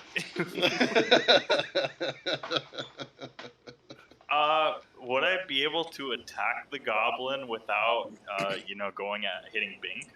Yeah, Bink is a size category smaller than you, so the two of you can You're share. muted. You're muted. I shouldn't be. Can you hear me now? Yes. My headphones came slightly unplugged. I checked them all. No, I'm not. I'm not muted. But if my headphones aren't plugged in, you also can't hear me. Okay. So yes, you can basically. Bink is small enough, and the mechanics of the game allow for that. So yes. Okay, that's what Hans is gonna do. He is Let me take off rage so that he stops doing that. Okay, yeah, he is going to go up there and actually, I'm going to show you because you can see this. Well, I guess you can't see this super well because Hans doesn't have dark vision. Nobody has lit a torch at this point, so Hans can see that the cave goes in behind him. But I'm gonna say he can see to about this line, and then it's just darkness behind that. Can Bink prevent him from hurting the goblin at all, or no? He's out of rage. You guys can talk to each other, but not really. No. If he wants to kill the goblin on his turn. Okay. Can she say something to him as she sees him walking forward? Talking's always free. Okay, hold on. I have a friend off. That's fine. Hans, why don't you describe where you're trying to land first, and then Bink will have an opportunity for dialogue. Are you trying to just move up on the bridge? Yeah. Okay, cool. Okay. Bink is gonna she's like on top of him. And can she place her arm on where the arrow is, just placing the hand on it? Yeah, I mean, this is all going to be for flavor. You're not going to be able to... Yeah. Yeah. Like, she's not wanting to roll any damage. But she just looks towards Hans and goes, "No kill. Torture." And Hans has already raised his axe. It's like, what do you want me to do? Killing's all I know. And Bink go, "I show," and just twist the arrow. Yeah, I mean, sure, for flavor, Hans sees Bink just like twisting this arrow after saying torture, and the goblin. No, he goes, I throw, and then twists the arrow. And the goblin. And, Bink can understand it to be, don't fucking touch that! But, Hans and Sylvester just hear goblin. It burns! No, the owl. There are no old racial enemies here, though, because Mary the gnome got an earful from a goblin who was not real impressed to be captured by a gnome. And then I killed her, so yeah. Okay, Hans, it's still your turn, bud. Your axe is raised. He is just going to. He's gonna put it down. He's gonna look for like a loose like stone and then just throw it at the goblin's face to like just annoy him a bit. Okay. And he's gonna turn around and like just try to do a perception check, see if there's any goblins around. You said turn around, so are you? Give me like a wedge that you're trying to look at here.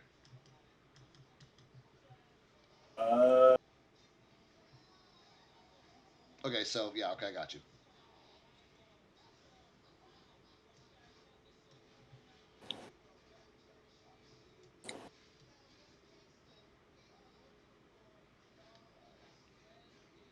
He will pull out a torch to help see a bit better if he can. That will help him significantly. Yeah.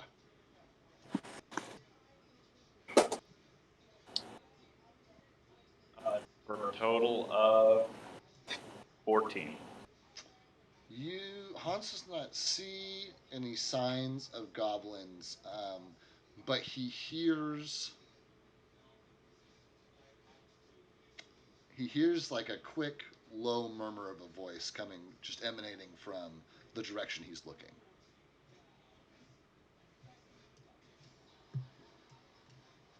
But directions are hard in caves. Everything echoes. He's just gonna tell Bink like real quick, like there's more, so hurry, and that's gonna be it for his turn. Cool.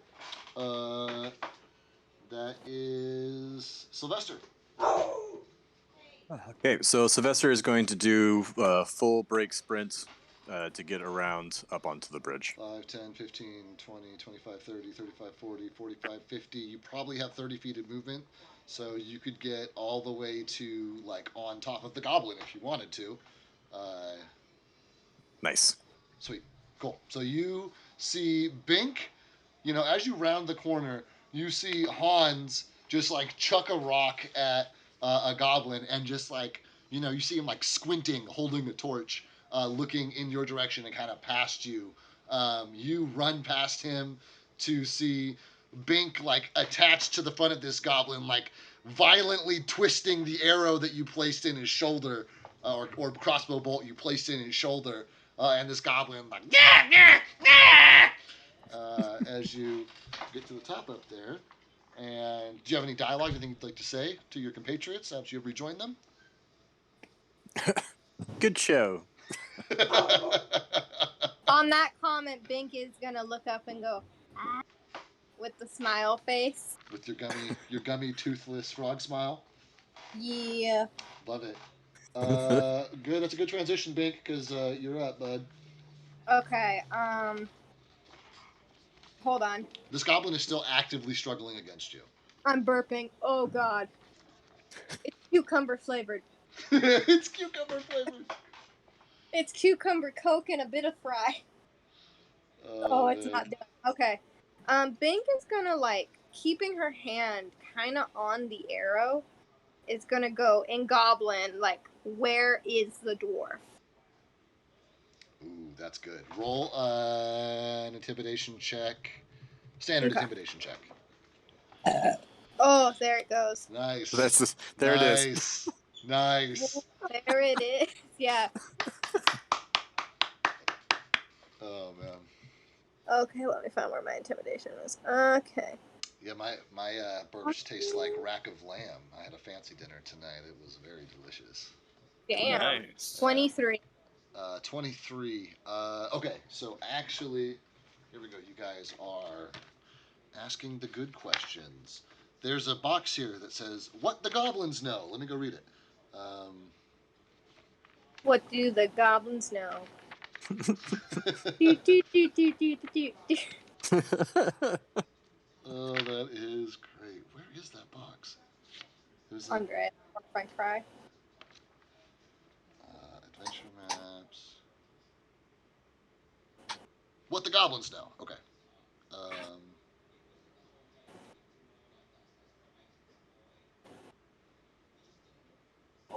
Mm-hmm. If I eat any more of the fry, I'm gonna have a weird poop.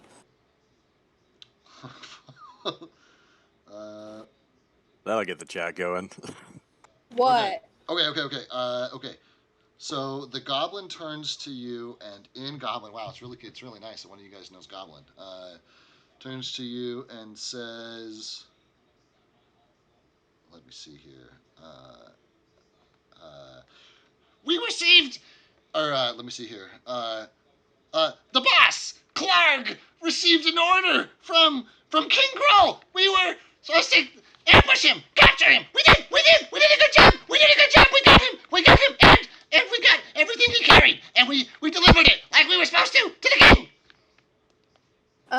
With the note of King, Bink is gonna kind of like take the dagger, and she's like at this point scraping against bone. Yeah, and he's howling. Like, As you're... if we didn't hear goblin noise, you would be hearing the crunching of a bolt just rubbing against like the rotator cuff.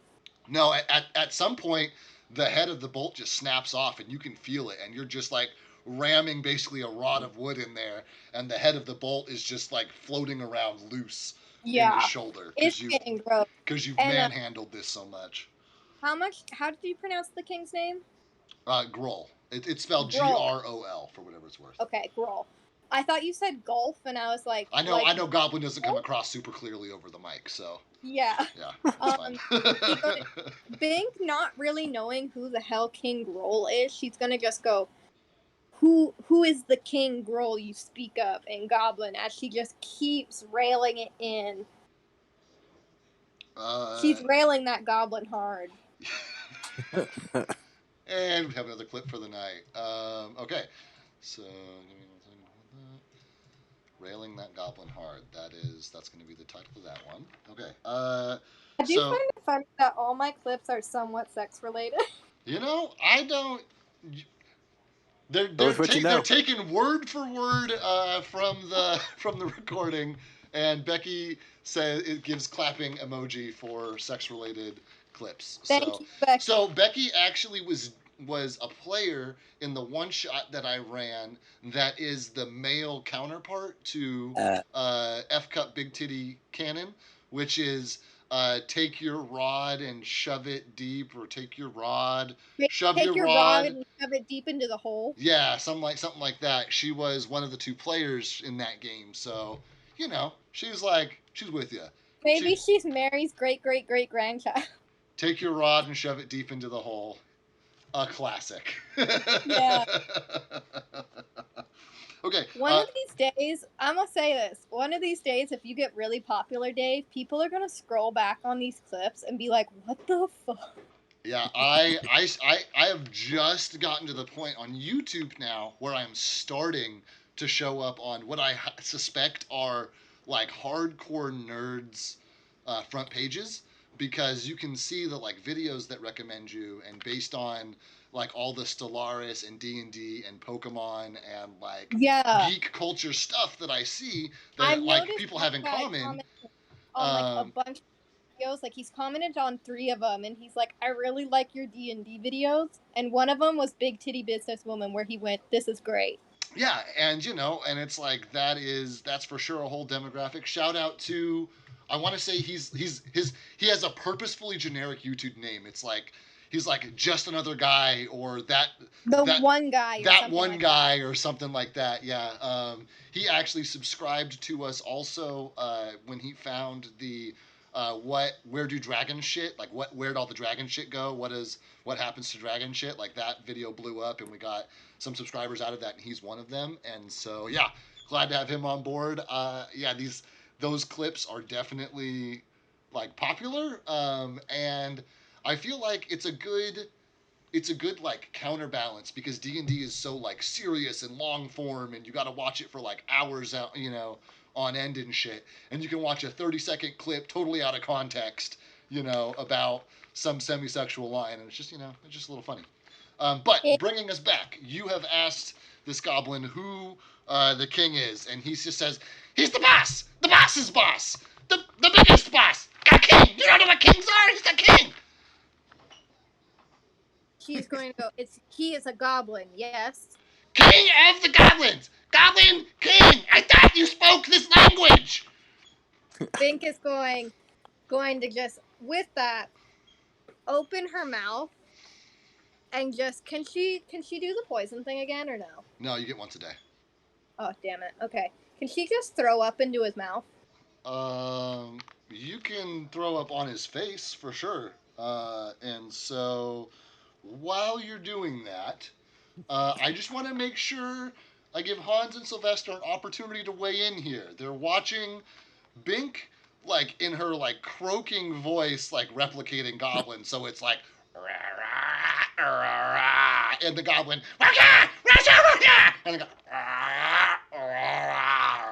and you're just watching her, like, twist the arrow, and, you hear her, and just vomit. With the vomit, can it just be spit? Yeah, just this, like, green ichory spit just, like, vomits out on top of this goblin. Do you guys have any reactions to this? Are you hanging out? Are you watching this? Are you exploring? What's your game plan, guys? I would be searching any bodies there nearby, which doesn't look like there are any, and probably looking to peek around some of those corners. We have one torch lit. One torch lit centered on Hans. Torches throw out 30 feet of light, 5, 10, 15, 20, 25, 30. So you can see color basically all around you now. And this line was for our low light people with no torchlight. At this point, you're limited by physics. So you can see that this bends to the left, but you lose sight of it. If you want to, while Mary is doing this, you can kind of hug this wall and... You mean Bink? Bink. I'm sorry. While Bink is doing this, you can sneak around that way. All right. Well, I've got a 13 for stealth, and I'll just kind of... Okay, great. Let me note that. 13? Yeah. Okay. You are creeping around there. You are able to see, once you get to about here, that... okay, so you're going to have to use your imagination faces for a minute. I'm going to reveal a lot of stuff that you can't actually see all of that. Okay, so you can see down this chamber. These are stairs. So this is another, I want to say it's like 8 feet or something down. So you probably can't see past this ledge. You can see that the space opens up, but you can see there's like a drop off, and you can see that the room, seems to open up to the right, but you can't even really tell how big the room is from here. Just that there seems to be some kind of chamber down here. Okay, so this goes downwards, and this is an elevated position from this position? Other way around. This is elevated, and this goes downward, and this is 8 feet lower than this section. Got it.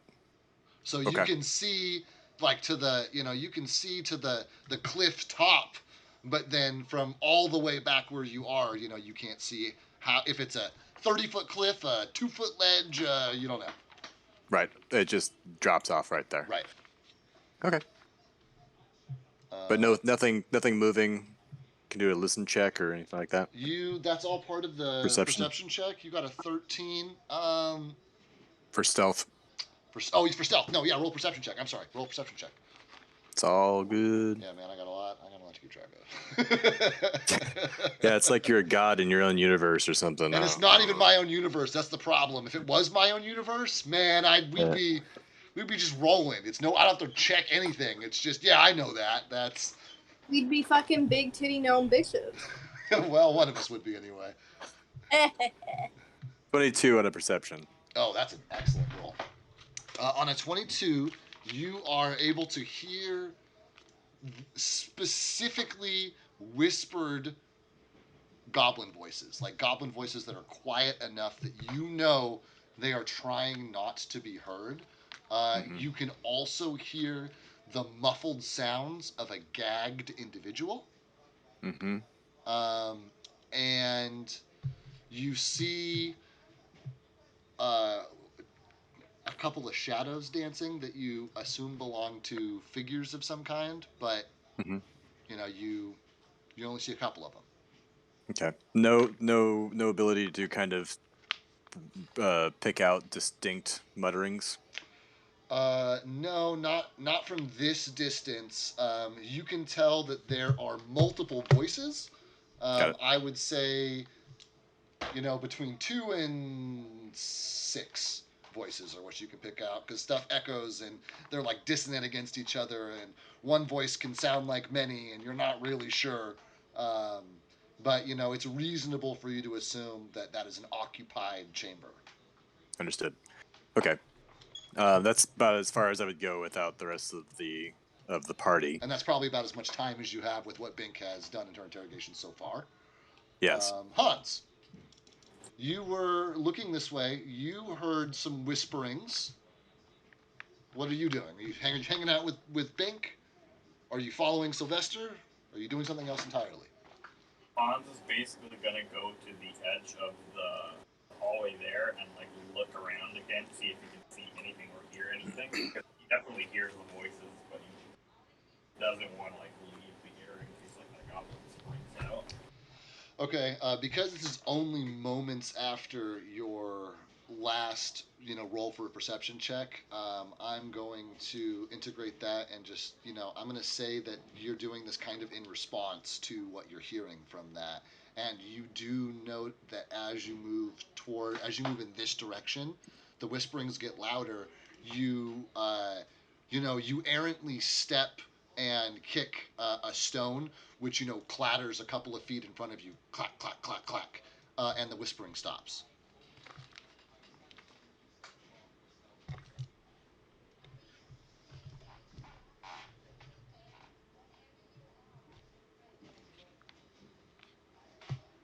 Okay.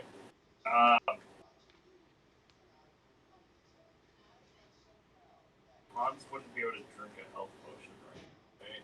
That's a swift action. You can even do that in combat. That's if you have a health potion, you got them, drink them. I mean, I don't care. Okay. That's what Hans is going to do. He's just gonna he heard the voices stop, and he's gonna take a nice cool swig of Pepsi right now. Cool. You take your ice cold swig of Pepsi. Bink, you have now vomited on this goblin who's like spitting and sputtering and like gagging himself. What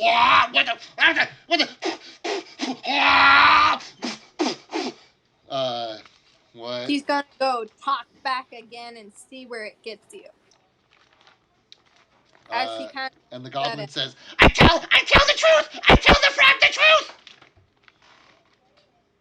I'm not frog.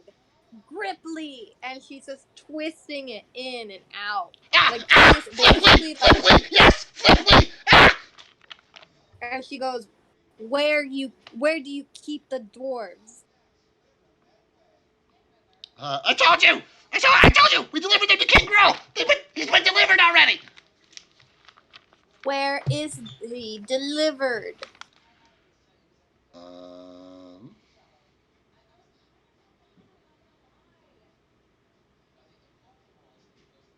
Give me just a second.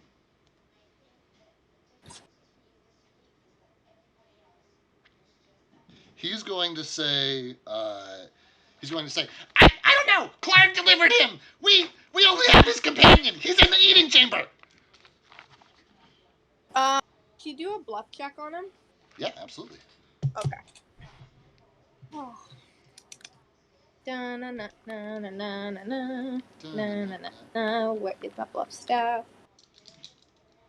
Okay. 15.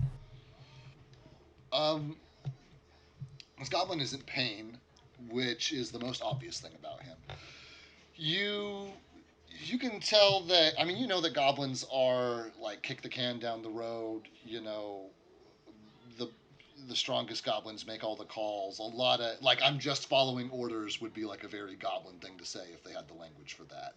So you believe that this goblin is being pretty forthright with you about this information. Um, you know, he might know more specific details, but you doubt that in his current state you'd be able to get much more truth out of him than you have now. You know, like you can't deliver your best information when you're in excruciating pain.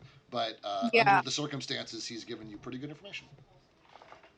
On that, she's just gonna kind of gently let go of the arrow, still holding him down, and go, "Where you keep his companion?"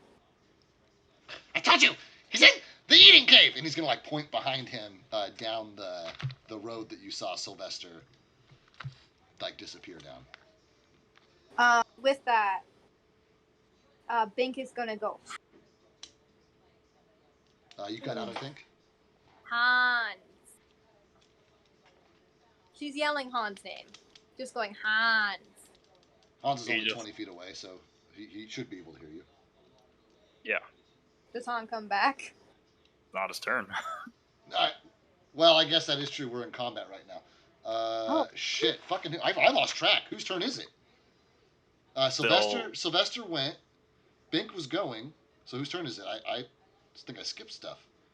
You know what? You guys are. If this goblin is being held, I think it's kind of a moot point. I think you guys are all basically in free action because Okay. this goblin can still swipe at you, but I'm going to say that you have him more or less incapacitated with your like torturing of him and him being outnumbered. So to not get this game bogged down with turns for one enemy who is incapacitated, we'll just call you guys in free action. He is demoralized. That is yes. Hehe. Hans will return within here. So hearing that as well, Sylvester would come back as well. Okay. Bink, do you want to... Because this has all been in Goblin, so your companions could not understand a word of this. Off that, Bink is gonna look at Hans and be like, "Do job."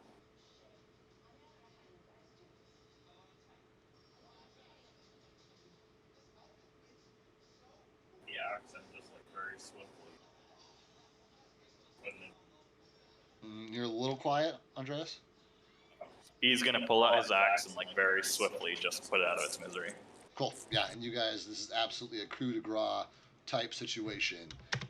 With him being restrained by Bink and already wounded, you separate his head from his shoulders, and he's very dead.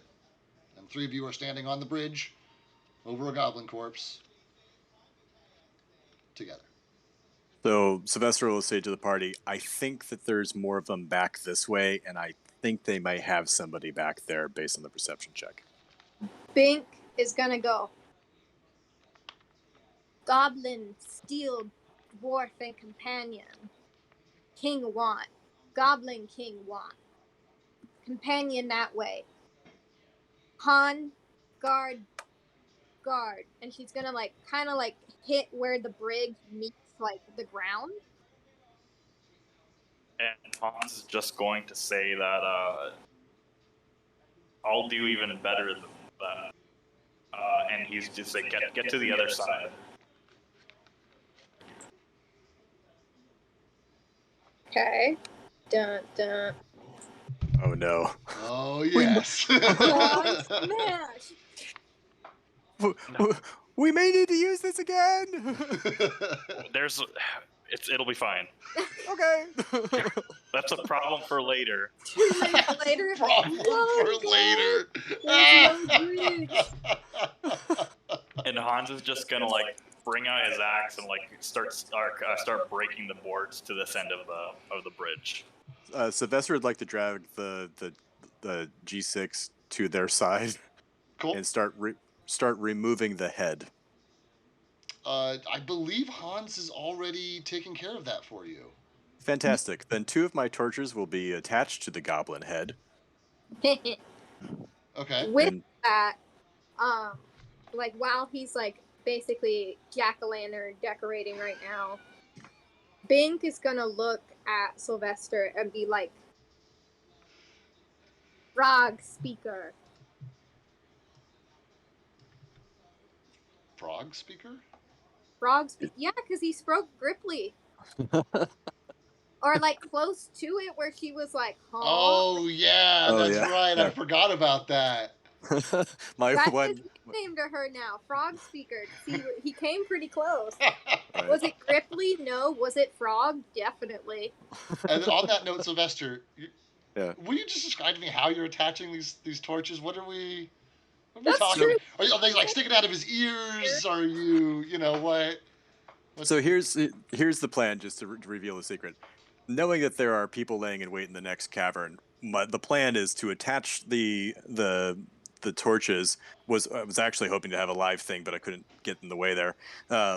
So to throw a lit, fiery goblin head into the room as a distraction. So the torches, if they can be wedged into to impale the skull or in the head or anything like that, great. And if not, there is some rope handily in my kit, and I will just tie that shit up.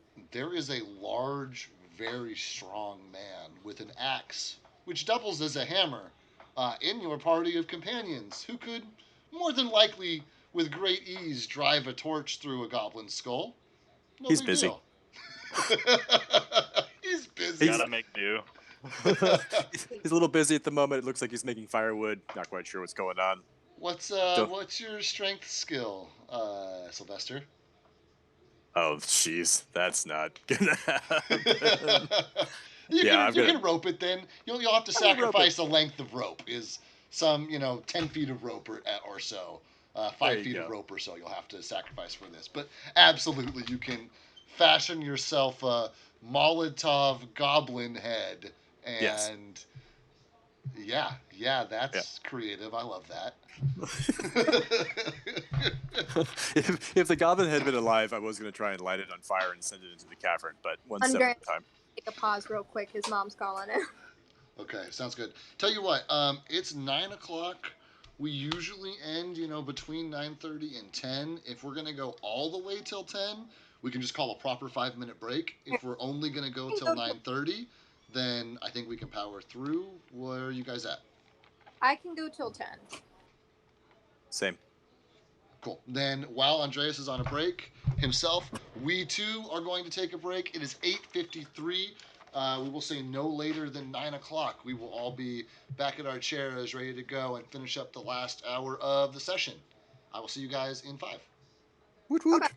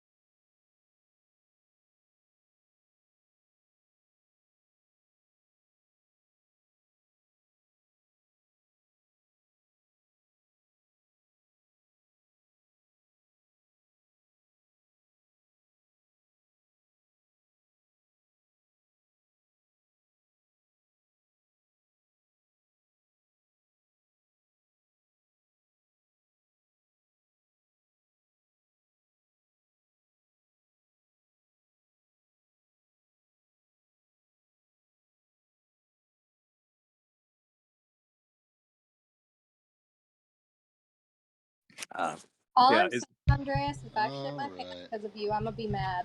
Man, I always come back and like make everybody go live, and then it's always a line like that. Like I come back, I turn everything back on, and then it's like, if I shit my pants because of you, I'm gonna be mad, and that's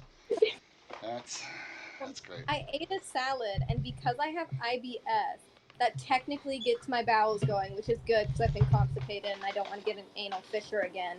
But Andreas's bathroom is locked from the inside out. Yeah, someone did that. Now I found the right to go do that. And nope, door was locked. Yeah. And so if all of a sudden I'm like, oh god, and I have to poo, if I poop my pants, I'm gonna be pretty annoyed. Bring me How my brown you pants. can't get the door open? How is it locked from the inside out? It was just a handle lock.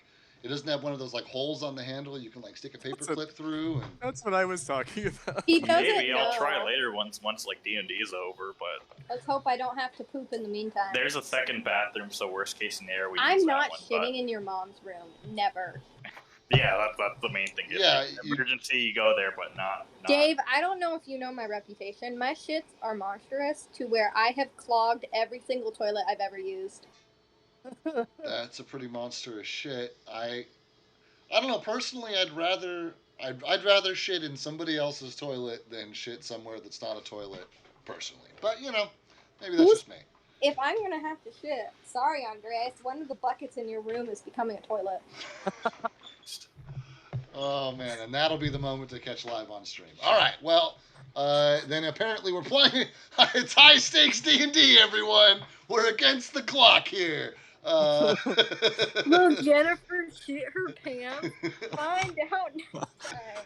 Oh man, there's another clip. All right.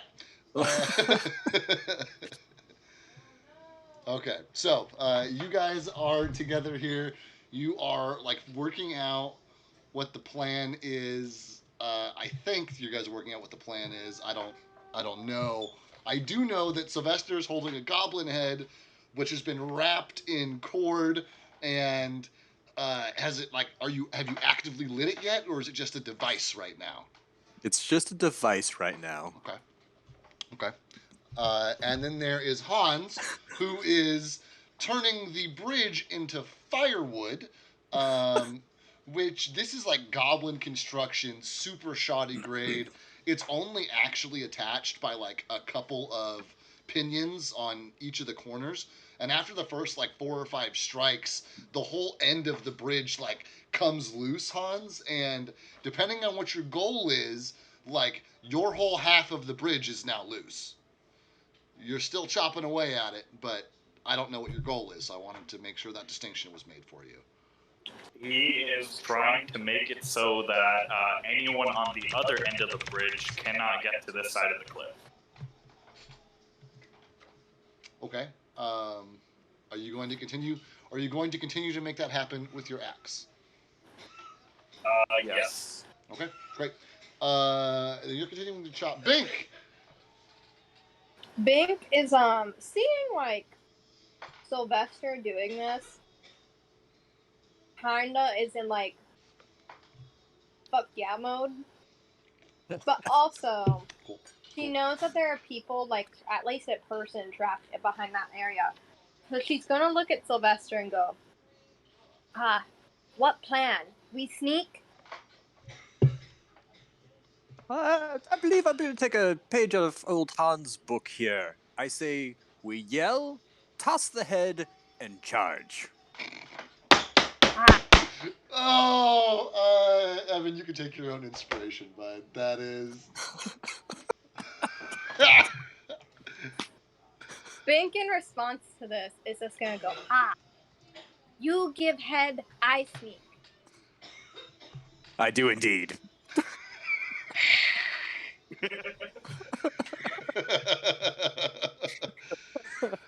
I have so many sex clips up tonight.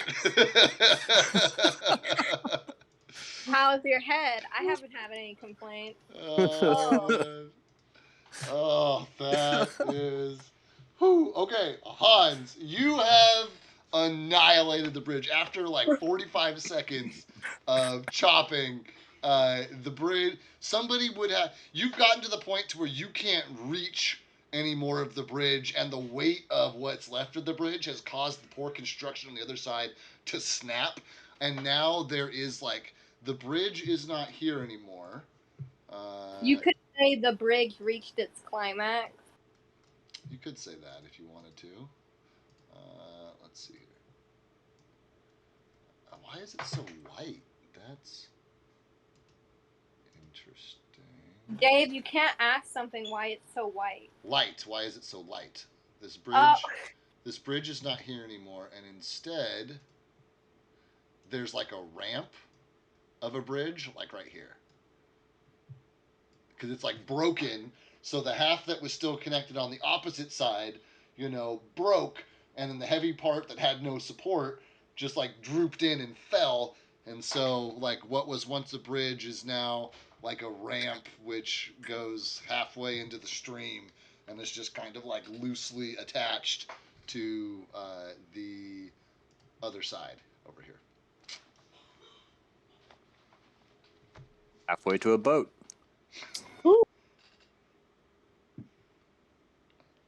We getting warg coats. We're gonna be pimping when we get out of here. Oh man, we're gonna make warg sails and we're gonna have warg hats. It's gonna be great. You guys will be like the warg pirates, the warg team pirates.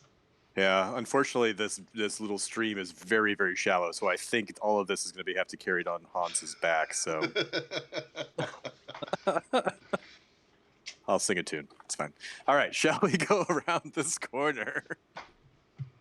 Hans just turns around, brushing off his hands, like, whenever you're ready. Bink is gonna go, okay, you throw head, you scare, I sneak. And she's gonna roll into sneak. Okay, sounds great. Roll me your stealth. Por favor. Uh-huh. Okay, her stealth roll, gotta get Google Dice back up. Reload the page. Okay. 1, 2, 3, 4, 5, 6, 7, 8. 22. 22 from Bink. Marching orders. Where are you guys at in this tunnel? Who's in the front? Who's in the back? Who's in the middle? I kind of assume Bink is in the back. She's getting in after the chaos. Yeah. You know what? Hans will go in front or middle, depending on what Sylvester would like. I'd prefer you go in the front. I will throw, and let us both scream, and then we will charge. Let us scream. Okay. Wish that heavy metal voice tutorial would have worked, Andreas. This would have been a great moment. It ruined my throat. Oh, sad. Sylvester, you are no longer under the bridge. I can bring you back to your regular name, Sylvester. that's my middle name, Under the Bridge. Under the bridge. Okay. So Hans is leading. Sylvester's holding his device. You guys and Bink is creeping along behind them as you guys crunch down the gravel way here. It becomes apparent to you that there is a like rubble-filled passageway to your left, but it would take some time to clear. There's no like risk of something popping out and getting you, but as you come along the chamber, it does present itself and become obvious. And then I'm gonna say that once you guys round the last corner, Hans, are you still holding a torch? Yes. You guys turn the last corner and look and see. I need the book.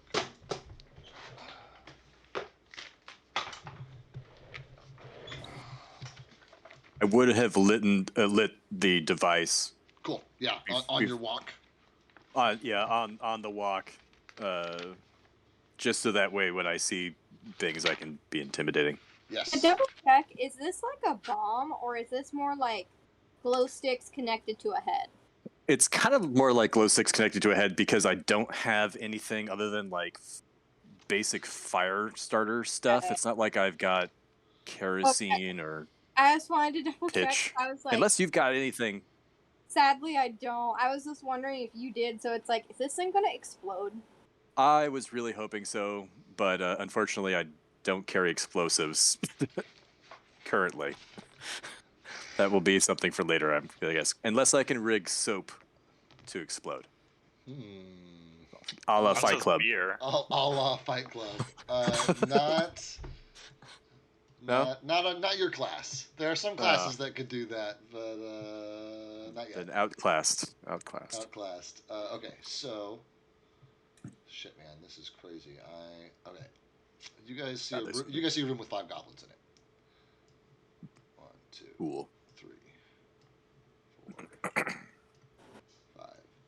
5. This is obviously a area that the goblins spend a lot of time in. This like upper chamber looks like it is like a sleeping quarters of some kind. There's like a campfire on the far side of the room.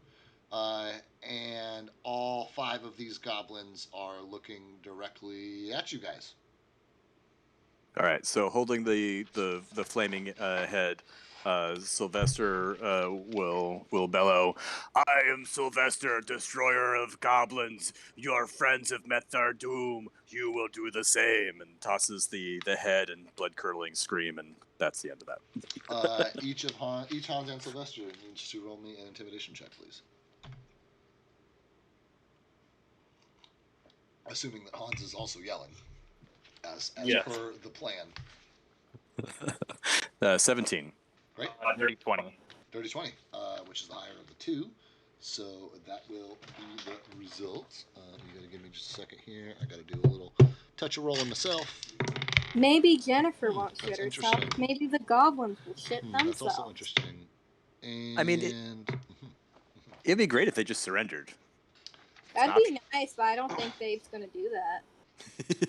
Well, it's not up to me. It's up to the dice. And the goblins finally had some decent rolls of the night. They've been rolling under 10. I think I've had 2 goblin rolls over 10. All night. Damn. That would have been a perfect spot for a nat 1. That would have been one of them did roll particularly poorly. So I will say the one this goblin here on the right, who is physically closest to where the head landed. You see him like eek, shriek, and try to kick the goblin head back in your direction, but he pulls his leg back at the last minute, unsure about kicking this flaming head, and it was enough time for his foot to start to catch fire, and he's just fucking trying to put the flames out on himself. He's in a very frantic state. The other 4 seem to have steeled themselves against your intimidation attempts, and I would even go so far as to say, like I said, these goblins are all looking at you, but come to think of it, they were already looking at this chamber entry as soon as you guys rounded the corner, and they were all standing out of sight in such a way that you couldn't see them until you came around the corner. Maybe that's why they weren't scared. Maybe they were waiting for you guys. But this guy is definitely freaking out, partially on fire. I'll take it. Having a bad day. Everybody needs to roll me some fucking initiative, because they're going to start attacking you. Oh, natural 20? That's Voice. Initiative's not a great time for that, but it's not a bad time for it either. Technically 24. Dirty 20. The final is important there. Bink is 24. Hans is a dirty 20. 13. Ooh, boy. Let's hope that my bad guys, roll poorly here. They move as a unit. Ooh, oof. The goon platoon rolled well. The goon platoon. That's it's not the best phrase I've heard for a bunch of goblins, but it's not a bad one. It's definitely. Let's see, what do you call a group of goblins? I don't know. A platoon's a great one. A squad of goblins would not be unheard of. A gang of goblins. They associate themselves into my clans. goodness. one of the terms is just a gob. A gob A of gob goblins. of goblins. Gang gob. Gob gang. That's great. Okay, so Bink, you are at the back of this ordeal. Would it? I'm going to assume that like Hans and Sylvester would have stood like side by side, tried to make both of themselves visible and apparent in their yelling and screaming. Or Yeah. would Sylvester have been doing so, but like behind the cover of Hans? Being that Sylvester has not drank any of those healing potions yet, there is a very good bonus of having Hans in front, which is what I requested. Cool. Then I will back you up. Tactically. Great. Okay, Bank. So you get to go first. You are size category small. This is a tight fit. Your buddies are here, but you can basically step underneath their legs and get between them. It is your Can I turn. do so while still hiding? Yes. Yes. Yes. There's no light back here outside of the goblin. I guess there's a goblin head now on fire and Hans's torch. So actually, there's a significant amount of light here now that I think about it. So it will be more difficult to be sneaky, but absolutely. Okay. Because you're in a position where like right now you're completely out of sight, and you can see the backs of your friends who are like engaging with what you assume to be goblins. And so like once you reach a certain threshold in the turn, like Okay. you're gonna come through where all the goblins are looking. I want to see if I could do this. Shut me down if it's a no. All right, I will. Okay. Yeah, I know you will. Try to perform an acrobatic or a climb check. Okay, hold on. Which would it be, I guess? I think it'd be like a climb check more. Depends. What do you try? What's your ultimate goal? Describe your motion You know how that you'd like to frogs do? can have sticky pads? Yeah. Can she try to just climb over them on the wall? Like stick to the ceiling? No, that's too powerful of an ability to give impossible. you. There are spells that can do that. There are potions that can do that. There is mundane gear that can do that. Like That's Bink why can absolutely make it happen for herself, but as like a base, because of your race ability, it's a little on the strong side. Yeah, that's what I was thinking. Because I was like, there's a 50-50 But chance. always ask, because sometimes it's like fuck it, yeah, that sounds reasonable. Like the tongue thing, holding the dagger, applying the 10-foot range on the attacks. Like fuck yeah, that makes sense to me. So Okay. Huh. Well, shit. Oh no. Okay, I had a thing. Okay, so I could either go up and over Hans and Sylvester, or I can go under. If I go under, I'm closer to Flaming Head, which is going to make me very obvious. Could she acrobat over them and try to not jump, like... Hold on, how do I point in this? you hold the right click button. Okay, hold on. Okay, so you know how, like, not jump over into this area, but try to get on one of their heads and jump over the cliff. The cliff is down, so you can jump down really easily. Yeah, can she jump down? Yeah, so your movement would be 5, 10, 15 feet of movement to get to a point where you'd be able to do that. You'd have to get within 5 feet of the goblin on fire, but a cursory glance at him makes you think that you would not need to necessarily worry so much about his attacks.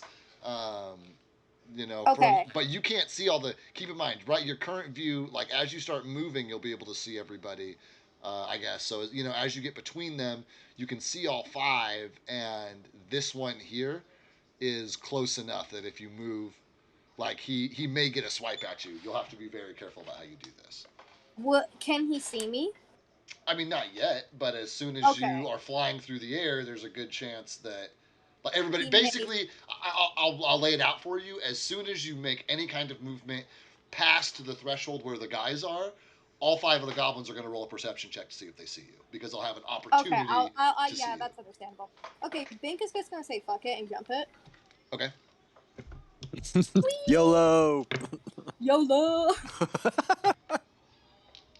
Imagine just in Ripley. YOLO. Whoa, whoa. Wow. That's like a total fucking waste. Those were all but one were excellent rolls. The one that was not an excellent roll was the guy who's on fire. Go figure. Ah. It was literally I had 114 was my lowest roll. So Oh, everybody they saw made me. everybody made their seeing you or seeing a flash of movement in that direction. Yeah.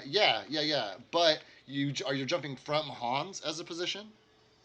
Yeah, she's just jumping kind of from Hans or wherever it's the most convenient to get off of the ledge and down to down into this zone. Okay, then this goblin, then you are close enough that he's going to get an opportunity, attack of opportunity as you fly past him, because he is one of the ones who spotted you, and he rolled high again. It's been 15s and 16s across the board, plus their modifiers is a 21, Oof. Oh yeah, which that I'm hit. sure hits. But Yeah, imagine if I said no. oh, but he rolled minimum on his damage. He rolled a 1 on his dice, which after his modifier is 3 damage. So, no big deal. I think you should do like jumping and tumbling or something like that as a perform check, because if you did like a really amazing perform like somersault in the air, they may have just been in so much awe of what just happened that they couldn't actually respond to you. That would be funny. I was toying with it, but at the failed percent, you can't try and be sneaky and try and draw everyone's attention at the same time. Take some ranks in I clowning. think It'll be fine. Take some what's breaks that? in clowning. Hold on. What was that Olympic acrobatic who she was the one and she fucked up her foot on the first jump, but then she went to the second and she won the gold? I don't know. I do know G7 gets a little bit of your leg as you spring away from Hans with his scimitar, and you take 3 slashing damage. But this is a stalagmite. Do you Okay. want to land on it, or do you want to land on the ground? Ground, I think probably. this is a. Hold on. About to say, have you? Because you did not look to see how steep that was. You just said, "Fuck it, I'm jumping." So That's true. I don't know how steep that is. You got to give me a second. If she glimpses on the stalagmite, is she eye to eye level with the goblins, or is she below them? That depends on how deep the wall is. 8 feet. Is it 8? What did I say? I think that's what you said, but please check. Okay. Yeah.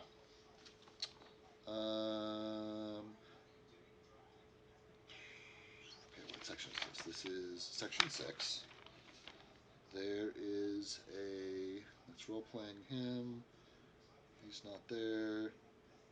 Large cave divided in half by a 10-foot high escarpment. Oh. So it is a 10-foot high escarpment, which is enough that I will.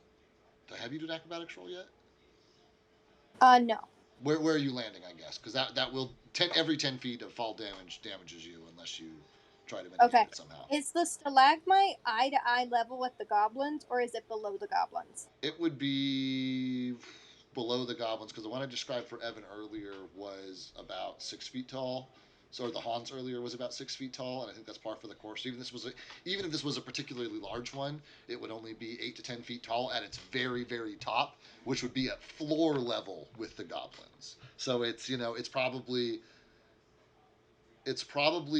high enough that Bink could throw a dagger or make a ranged shot at the goblin, but not so high that you're saying eye level. She'd definitely be shooting up. Okay. I'll land on the stalagmite then. Okay, great. That means I don't have to worry about damage or any of that stuff. That is a super short jump. You are a tiny being in a large stalagmite. It should be an easy land. I am comfortable saying that happens. That is your movement. Woo! Could I do a perception check to try to find our kidnapped victim? You absolutely can. Are you looking down here in the area? Yeah, just in the area, yeah. Okay. Roll me a perception check.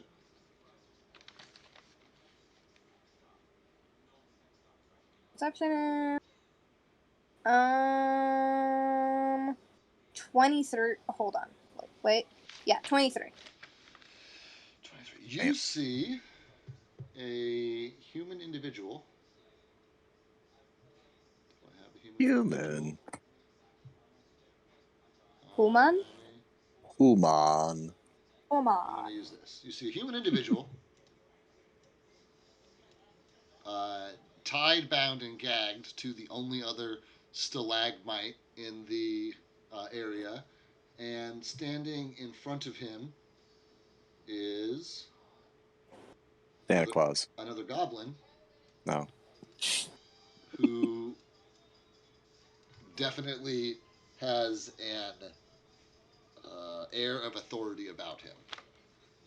Other than that, let me actually describe this. There is a steep natural staircase, and the air is hazy with the smoke of a cooking fire, the pungent smell from poorly cured hides and unwashed goblins. Ew. I use my soap.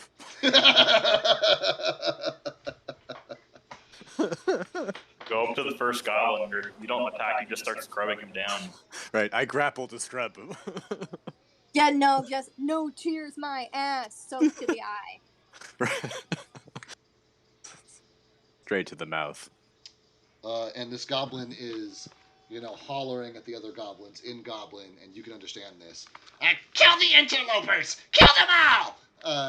And he is like holding the human by like a fistful of his hair. He's been like knocked down to his knees, so he's at goblin level.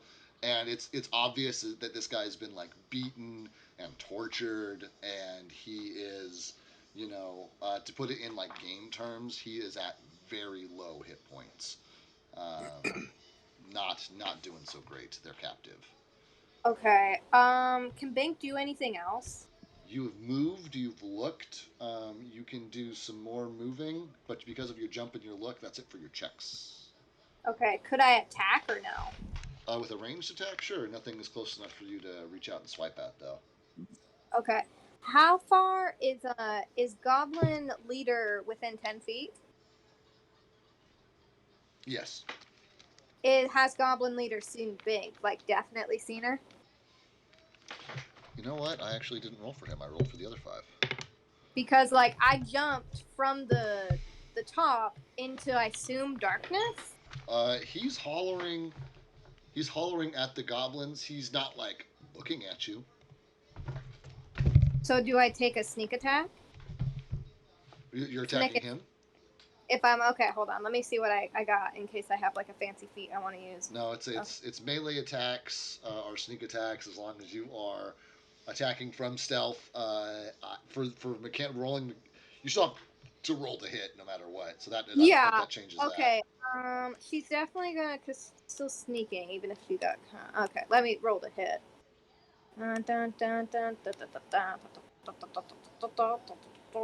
Does a dirty 20 hit? A dirty 20 would hit. So you have flown through the air. G7 has sliced at you and, nicked you.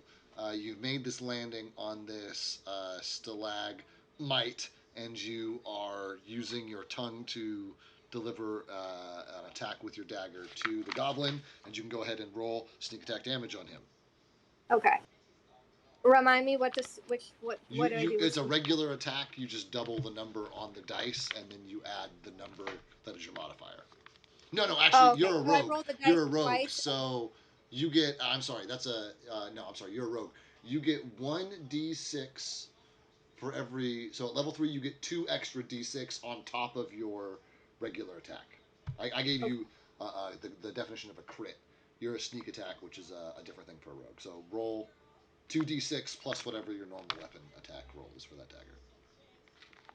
Okay. That's what it is. I know things. You know things. I'm the DM. I'm supposed to know things. That was a bluff check. Can I roll a perception?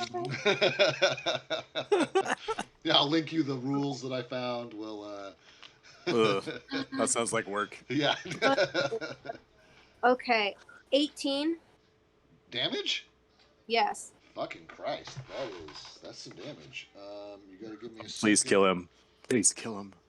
That would be beautiful. It really would Come be. on, Dave. Kill him. Hold on. I don't know if he has... I think he has a name, so I have to... Pretty I have to please. go find out and see if they put a special stat block in for him. It's about to be called a I'll one show eye. you what your birthday present is. Whoa. What? I got him a birthday present. Oh, okay. I'm sorry. I Also- went back We're to. cousins. Don't think like Also, that. thanks, me what? We're white, but we're not that kind of white. Okay, so Sildar, that's that guy. Yep. That's very interesting. And then that's also very interesting. And yeah, as far as I can tell, this goblin is.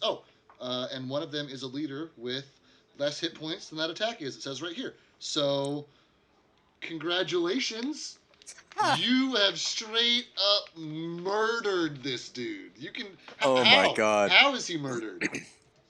Okay, so I'm imagining because Bink is like Karate Kid crouched on this stalagmite, right? Her dagger's on her tongue. You know the game. Just straight through center of the eyes, like he's going. Just falls to the ground as Bink rips the dagger out of his head, and like, no joke, just screams in Goblin, "I am now your leader."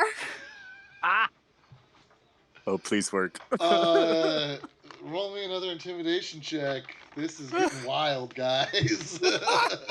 We will now have a goblin horde.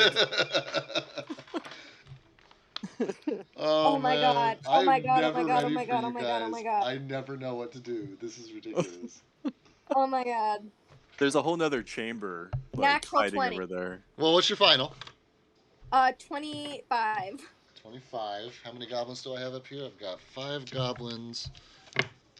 I guess I should make a save for the one to see if he's. Dave, let me that's please interesting. become the Goblin 1, 2, 3, 4. Queen. It's not up to me. See these guys? It's up to these guys right here. Okay, I'm gonna roll them. That's up to them. Interesting. 4 single digits and a natural 20. So. Fuck. Lumi says she votes yes on the Goblin Queen. Thank I don't know who you are, but thank you. Lumi is a good friend of mine, a fellow streamer, and a player in my Friday night game. So Noise. yeah, we adventure together. We explore fantasy worlds together. Okay, so he's on fire. So he is. What am I going to use for Scared? I'm going to use pink for Scared. He's scared. We're going to say the one physically farthest from Pink was the one that was most resistant. And they start like, you see him like literally start shaking, and the goblin in the back says, fucking, what the fuck is this guy's name? Says, you heard 6. Says, you heard Yimik! Kill them! Kill them! You gotta! They're interlopers! We're gonna get a hold of yourselves! And I'm Southern. that's... Oh, fuck, that's crazy. Okay, Bink is definitely done with her turn, because that's Could a lot she... of... Bink is done. You can talk, but... That's what I mean. Talk. Do it! Bink is gonna just like... We're in regards to Hans and Sylvester. Get the one in the back! And that's it. Okay. Okay. Imagine if they had all surrendered and that's how we end combat. I was hoping you'd yell all the scared ones to get the rebel or something like Get that. Oh, but we'll take care of it. It's cool. Hans, I believe you're up, bud. Goblin Queen. Goblin. is going to bull rush to the guy in the back, and yeah, he's just gonna sprint to the one in the back, and or not sprint, and he's just gonna pin him to the wall or slam him into the wall. Okay, like okay, bum so rush him? you it's actually Bull called rush. it's called a bull rush. It's a bull Yeah. rush maneuver. So roll a d20, add your bull rush CMB as in boy, add plus modifier to it. And let me know what that final is. Lumi says, "I vote yes on the Goblin Queen." Network says only if she's dancing. I think in reference to Abba's Dancing Queen. And I have Hey, I have a dance rendition. last time. I have a rendition for you guys of that. So if you'll, it's as sung by Slagnar, the Goblin Artificer, because it would be the song of his people. And it would be Goblin Queen, stab their spleen. I am really keen, and he's singing about the Goblin Queen. Okay, so I think we have a new drinking song. Yeah.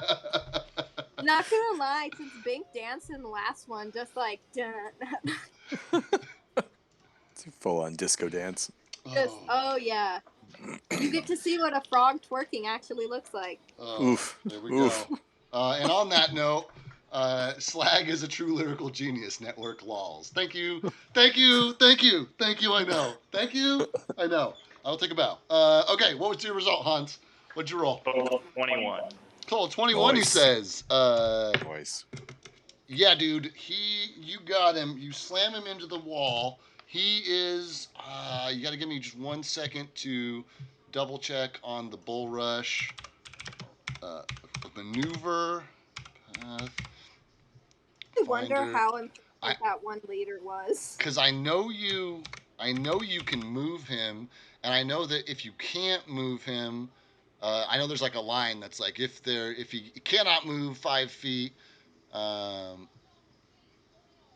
you can use it to push people over onto each other. It's a standard action. That's fine. It looks like it does provoke an attack of opportunity. Is that going to change your decision making? No. No. Okay. Your attack is successful. Yeah, you push him back. Create a bull rush. 15. Yep, -4. Great. So he is pinned against the wall, and he takes 3 bludgeoning damage. I guess you wouldn't know that. He takes some bludgeoning damage. What is this? 11, because this is G9 and G10. Okay. So you've got him pinned against the wall as of this moment. And he definitely, hit it with a wah! As you knock the air out of him and he slams against. He went oof. I like the wah. It's the goblin version of oof. I can't not think of goblins speaking in the hair saying like that. If a goblin spoke proper common hair, see, give me the dagger, see. They're all fucking That's 40s not a bad, gangsters. yeah, that's not a bad 40s gangster NPC voice though. That might, I think that'll be incorporated somewhere at some point. Yeah. Okay, hold on. That's So how the Goblin King speaks. Just hair, see. So you've done your movement and your attack. G11 is pinned, and you effectively have him in a grapple as of this point. It'll be a contested check for him to break free from where he is. I don't think you have an attack left. Do you have anything else you want to do with your turn? Not that he can do right now. He's planning just tossing him over that ledge, but he can't do that right now. That's a great plan though for next time. Okay, the goblins are going to Power and fear. They're trying to. Well, they got an inspirational speech from one goblin, so they get an opportunity for a morale check. That one's on goblin fire. got into the wall, so let's see how they go. They are all single digits across the board, so morality is not a thing for them. As all fucking 4 of them bolt or attempt to bolt. Which means that Sylvester is going to get to take his opportunity of an attack on one of them because they are a size category smaller than you, so that it's easier for them to scamper past you. Uh, but so who do you want to attack? Because they're all four Well, of them are going to try and slip past you right now. I do have combat reflexes. Oh, sick! How many does that give you? 3 attacks I of believe that opportunity? gives me 3 attacks of opportunity. So which 3 would you like to take attacks of opportunity against? Is there any way to continue to intimidate, to block their path, sword drawn, and get them to stop?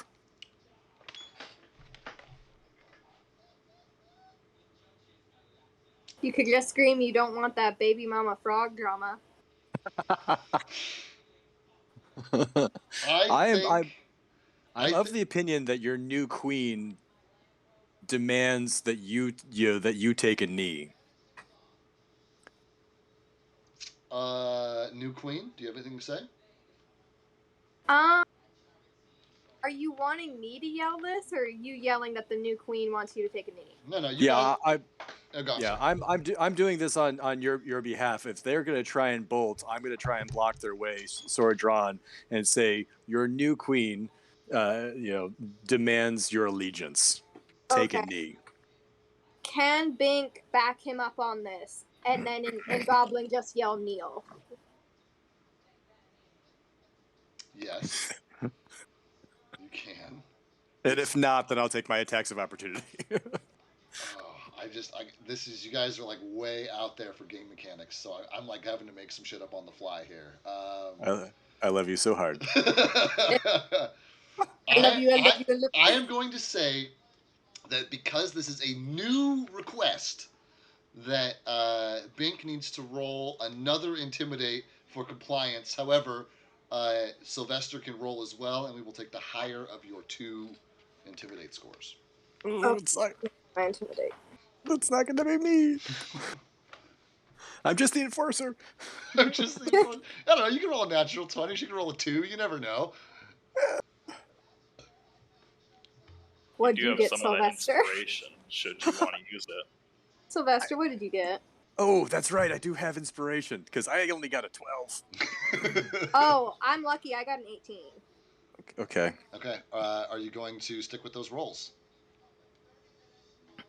I can re-roll and get higher than an 18. You could. But I'm gonna do will that. you? Yeah, I'll do it right now. All right. So 22. Nice. Yay! Your new queen demands your allegiance. And you just hear Bink and Goblin just, yeah! If we can have 4 henchmen, I would be so enthusiastic. And they're like looking at each other, with the exception of G8, who is too frazzled to be like given any new commands, and he does attempt to like push past you, like on fire, like just terrified out of his mind. Like he's the only one who appears to be bolting. Can I take all of my attacks of opportunity on him? I think that you can, yeah. And even if we rule in the future that you can't, Yeah. this time you absolutely can. Yeah, for sure. First roll is a natural 20. So that means that one of the damages you roll, you'll double the dice. But go ahead, continue. That is a 6 on a d6. So that's 12 damage on just the dice plus your modifier. Which is 3, so 9. No, it's 15 because you rolled 6 and then it's doubled because it was a crit. So 6 turns to 12 plus your 3 is a 15. And then roll your other 2 attacks, I guess. Just if even one of them lands, then we'll stop playing this game. But How much of a pincushion do you want him to be? Unfortunately, the other 2 were very low rolls, and knowing that I need to get a 15 plus, I did not get a 15 plus. That is a bummer. I don't traditionally do this, but their hit points are like a D roll that usually you take the average. For this one, I'm going to manually roll his health right at this moment. And 15 is definitely enough to turn him to Swiss cheese. So Cool. I'm just gonna poke him a few more extra times for fun then. cool. And his smoldering, holy body falls limp at your feet. So now Okay. we have at least 3 henchmen. This is Bink got 3 wild. goblin bitches. G11 might turn around. You never know. This is so wild. The other 3, look over at each other. Look over at Hans, who's got this other guy pinned, and this goblin from Hans and Sylvester's perspective is still just and Bink can hear that as don't listen, fight. But these goblins instead throw their weapons down and throw themselves down prostrate on the ground. Yes. Yes. I am their god. The Gripply Goblin God. Oh, the Gripply Goblin God. That's the name of that clip. Okay. That should be the name of freaking A Gripply Becomes a God. Right, now Gripply wait. Goon Platoon. Oh, Nice. The Gripply and the Goon Platoon. Oh my god. Whose fucking turn was I taking right now? I was taking the goblin's turn, I think, right? Yeah, I just stabbed a bitch. Yeah, because you were. Yeah. That was an attack of opportunity because he was running. G11 is gonna try to stab at Hans, and see if he can do some damage. But he rolled a 5, so with his modifier, it comes out to a whopping 10. Which I Hans don't. no, it does not hit. He's just like the thing, he twists down, he hits the helmet, and Han just waggles a finger in front of him. No. I'm almost imagining the tall guy, the adult little kid dichotomy where Hans is just holding him at arm's length, and he's just trying to reach him with his little goblin arms, but he can't. Your big head and little arms. Fuck. That's it for the goblin. Singular. That is still in this fight. And fucking Sylvester. You're up, bud. Are we still in combat? You are. You have 1 combat. G11 is still considered a combatant. Hostile combatant. Okay. So I'll say to Hans, do you want him, or shall I finish this? Could use a bit of help. So then I will You're just. gonna tag team them. So if DP. if Hans has got him against the wall and the other 3 are not going to be an issue, then Sylvester will very calmly saunter over and put his rapier through the throat and mouth of G11. And as you saunter through, the goblins kind of shimmy on the ground away, making a path instinctively, while keeping their bellies and palms on the ground. They're just shimmying, away from you, and you make your way over and just fucking kill that. Coup de grace. Yeah. Fucking kill that. He's fucking dead. Super slow. Just a nice little. And congratulations, guys. You're in free action, and there are 3 absolutely fucking terrified goblins, whose terror you can see by the light of the burning goblin head. So, Dave, I bet you didn't think this was how this session was gonna end. I did not, admittedly, but I love this. Lumi, at one point, so instead of battling, we have essentially enslaved the goblins instead. Yes. She's like, I love this. Oh no. Liberated. Bink ain't liberating no one. She has enslaved a group. Oh man. Which is just look at all these corpses, guys. Look at this just littered mess of corpses you guys have left in your wake. Goblin deadness. Oh man.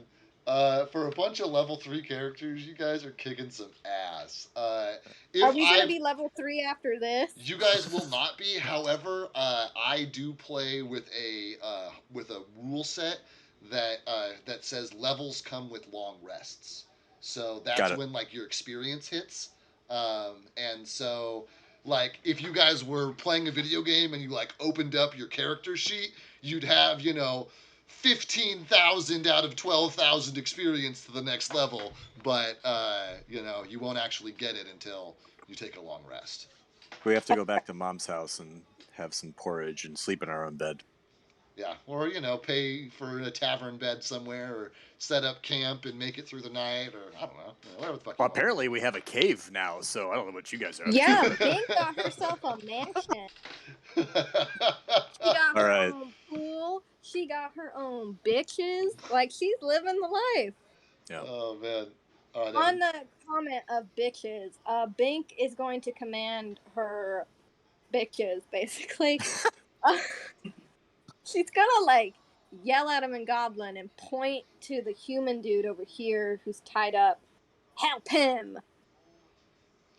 And like nervously, the one nearest the stairs will like get up and run down the stairs and like pull the gag down from his mouth and like cut him loose. And as he stands up groggily, rubbing the back of his neck and like holding his side and standing in hunched, incredibly pained posture, he says, "Thank you." He said, "I thought they were going to kill me for sure." And before we get too far into this, I think that this is probably as good a place as any to end. And you guys will find out who this guy is and what his deal is the next time we come back to this campaign. And you guys can start off the next session by like talking to him and figuring his shit out, and then figure out what you want to do next. Sound good? One The year later. bodies. Oh, loot the bodies. You guys can tell you what. You guys can do that right now. So I can. What about this? We haven't gone over here yet. You guys haven't gone over there yet. No. There No, are and how there many are corpses? two 1, 2. There are bodies. 3 corpses in the room that you're in right now, plus 3 other goblins who would voluntarily separate themselves from their goods, which means. Oh, I see. They're per section. I got you. So section 6. Treasure.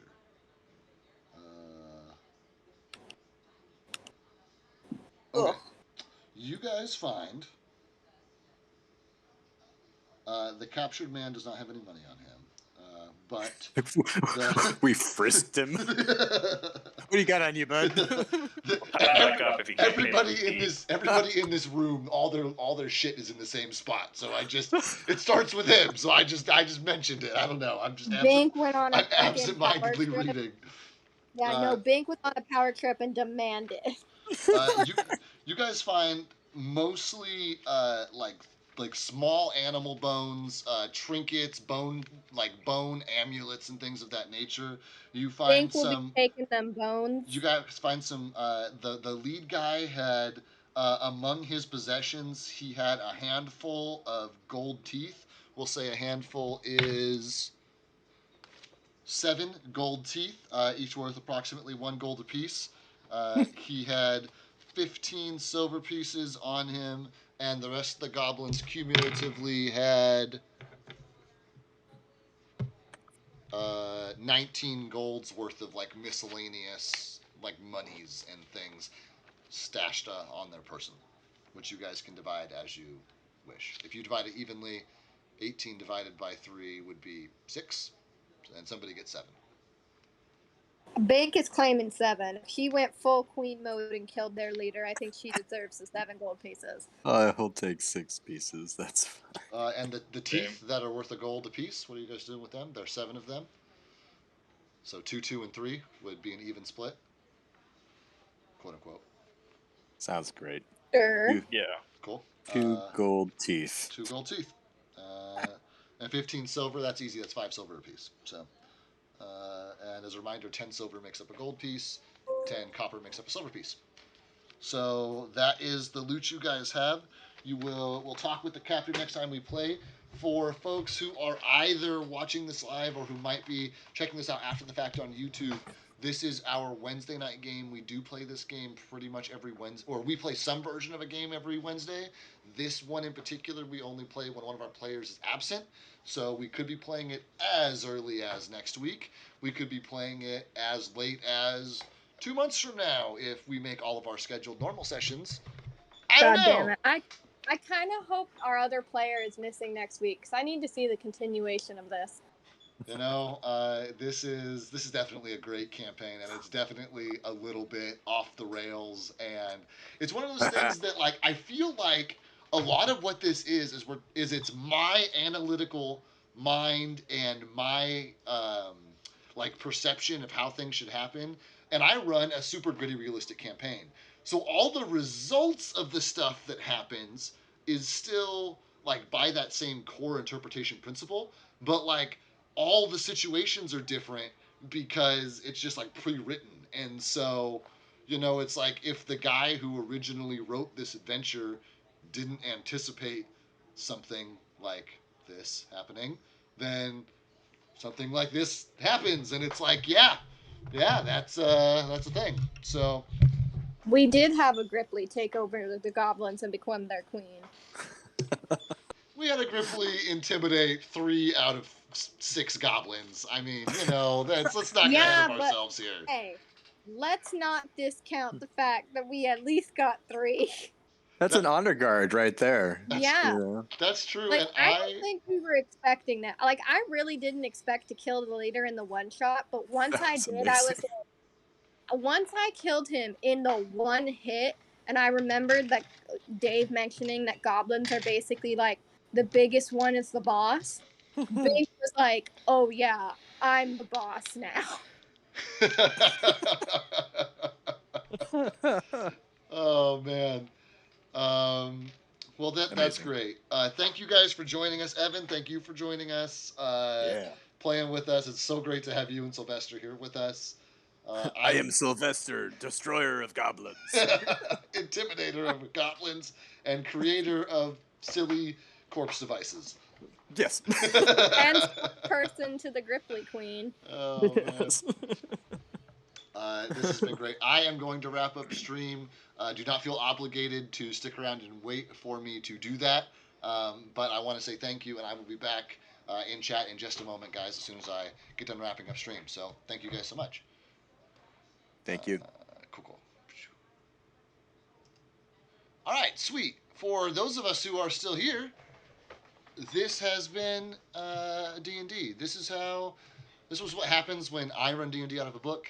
I don't usually run D&D out of a book. I have handcrafted a super in-depth, crazy-ass world that I run all my stuff out of normally, but sometimes players can't make it, and we figured out a while ago the best way to kind of circumvent that is just to have something ready that you just read. Other people have been kind enough to upload the maps in PDF form online, so you can just find those. We run out of, it's called Owlbear Rodeo. It is a great program for 2D maps, just get stuff up really fast, creating tokens, stuff like that. It's an awesome system. We've got raid numbers, so let's go find somebody. None of my people are on. Lumi, are any of your people on right now who might appreciate a raid?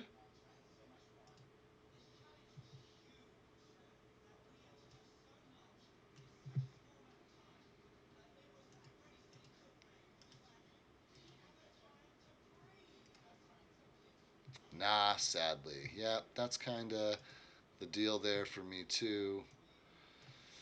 Last time all this happened, there's plenty of 1 viewer, 2 viewer deals. We've got some 3 or 4 viewer dudes we can pop in on. Roll the bones, windfall into the sea. Hey, these guys look like they've got a fun looking setup. We'll see what their deal is. Oh, they got like goth aesthetic and stuff. These are some D&D players. Okay, so full disclosure, as per the usual, when I end stream by rating somebody who I don't know, I do not know these guys. We are just doing our best to pay it forward and, keep the community alive and show support for each other.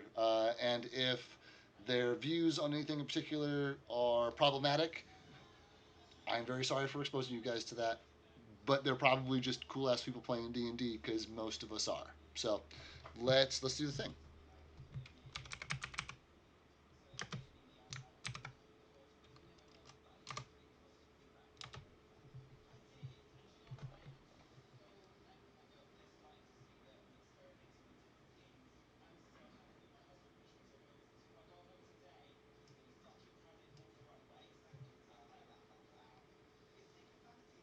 All right, guys. Treat them well. Treat each other well. Take it easy. Just something there. I just get a bad feeling about him. I don't know. That doesn't explain anything. It doesn't. It doesn't. Although I will say, if he gets a bad feeling about him, that must mean he's real bad. Does Melithor? Who knows? Maybe Melithor is being pinned on this for no reason. We need more information. Well, that one guy seemed like he was being honest. I mean, we did scare the piss out of him. He literally pissed himself. This is true. Speaking of scared pissing people. Hey, we have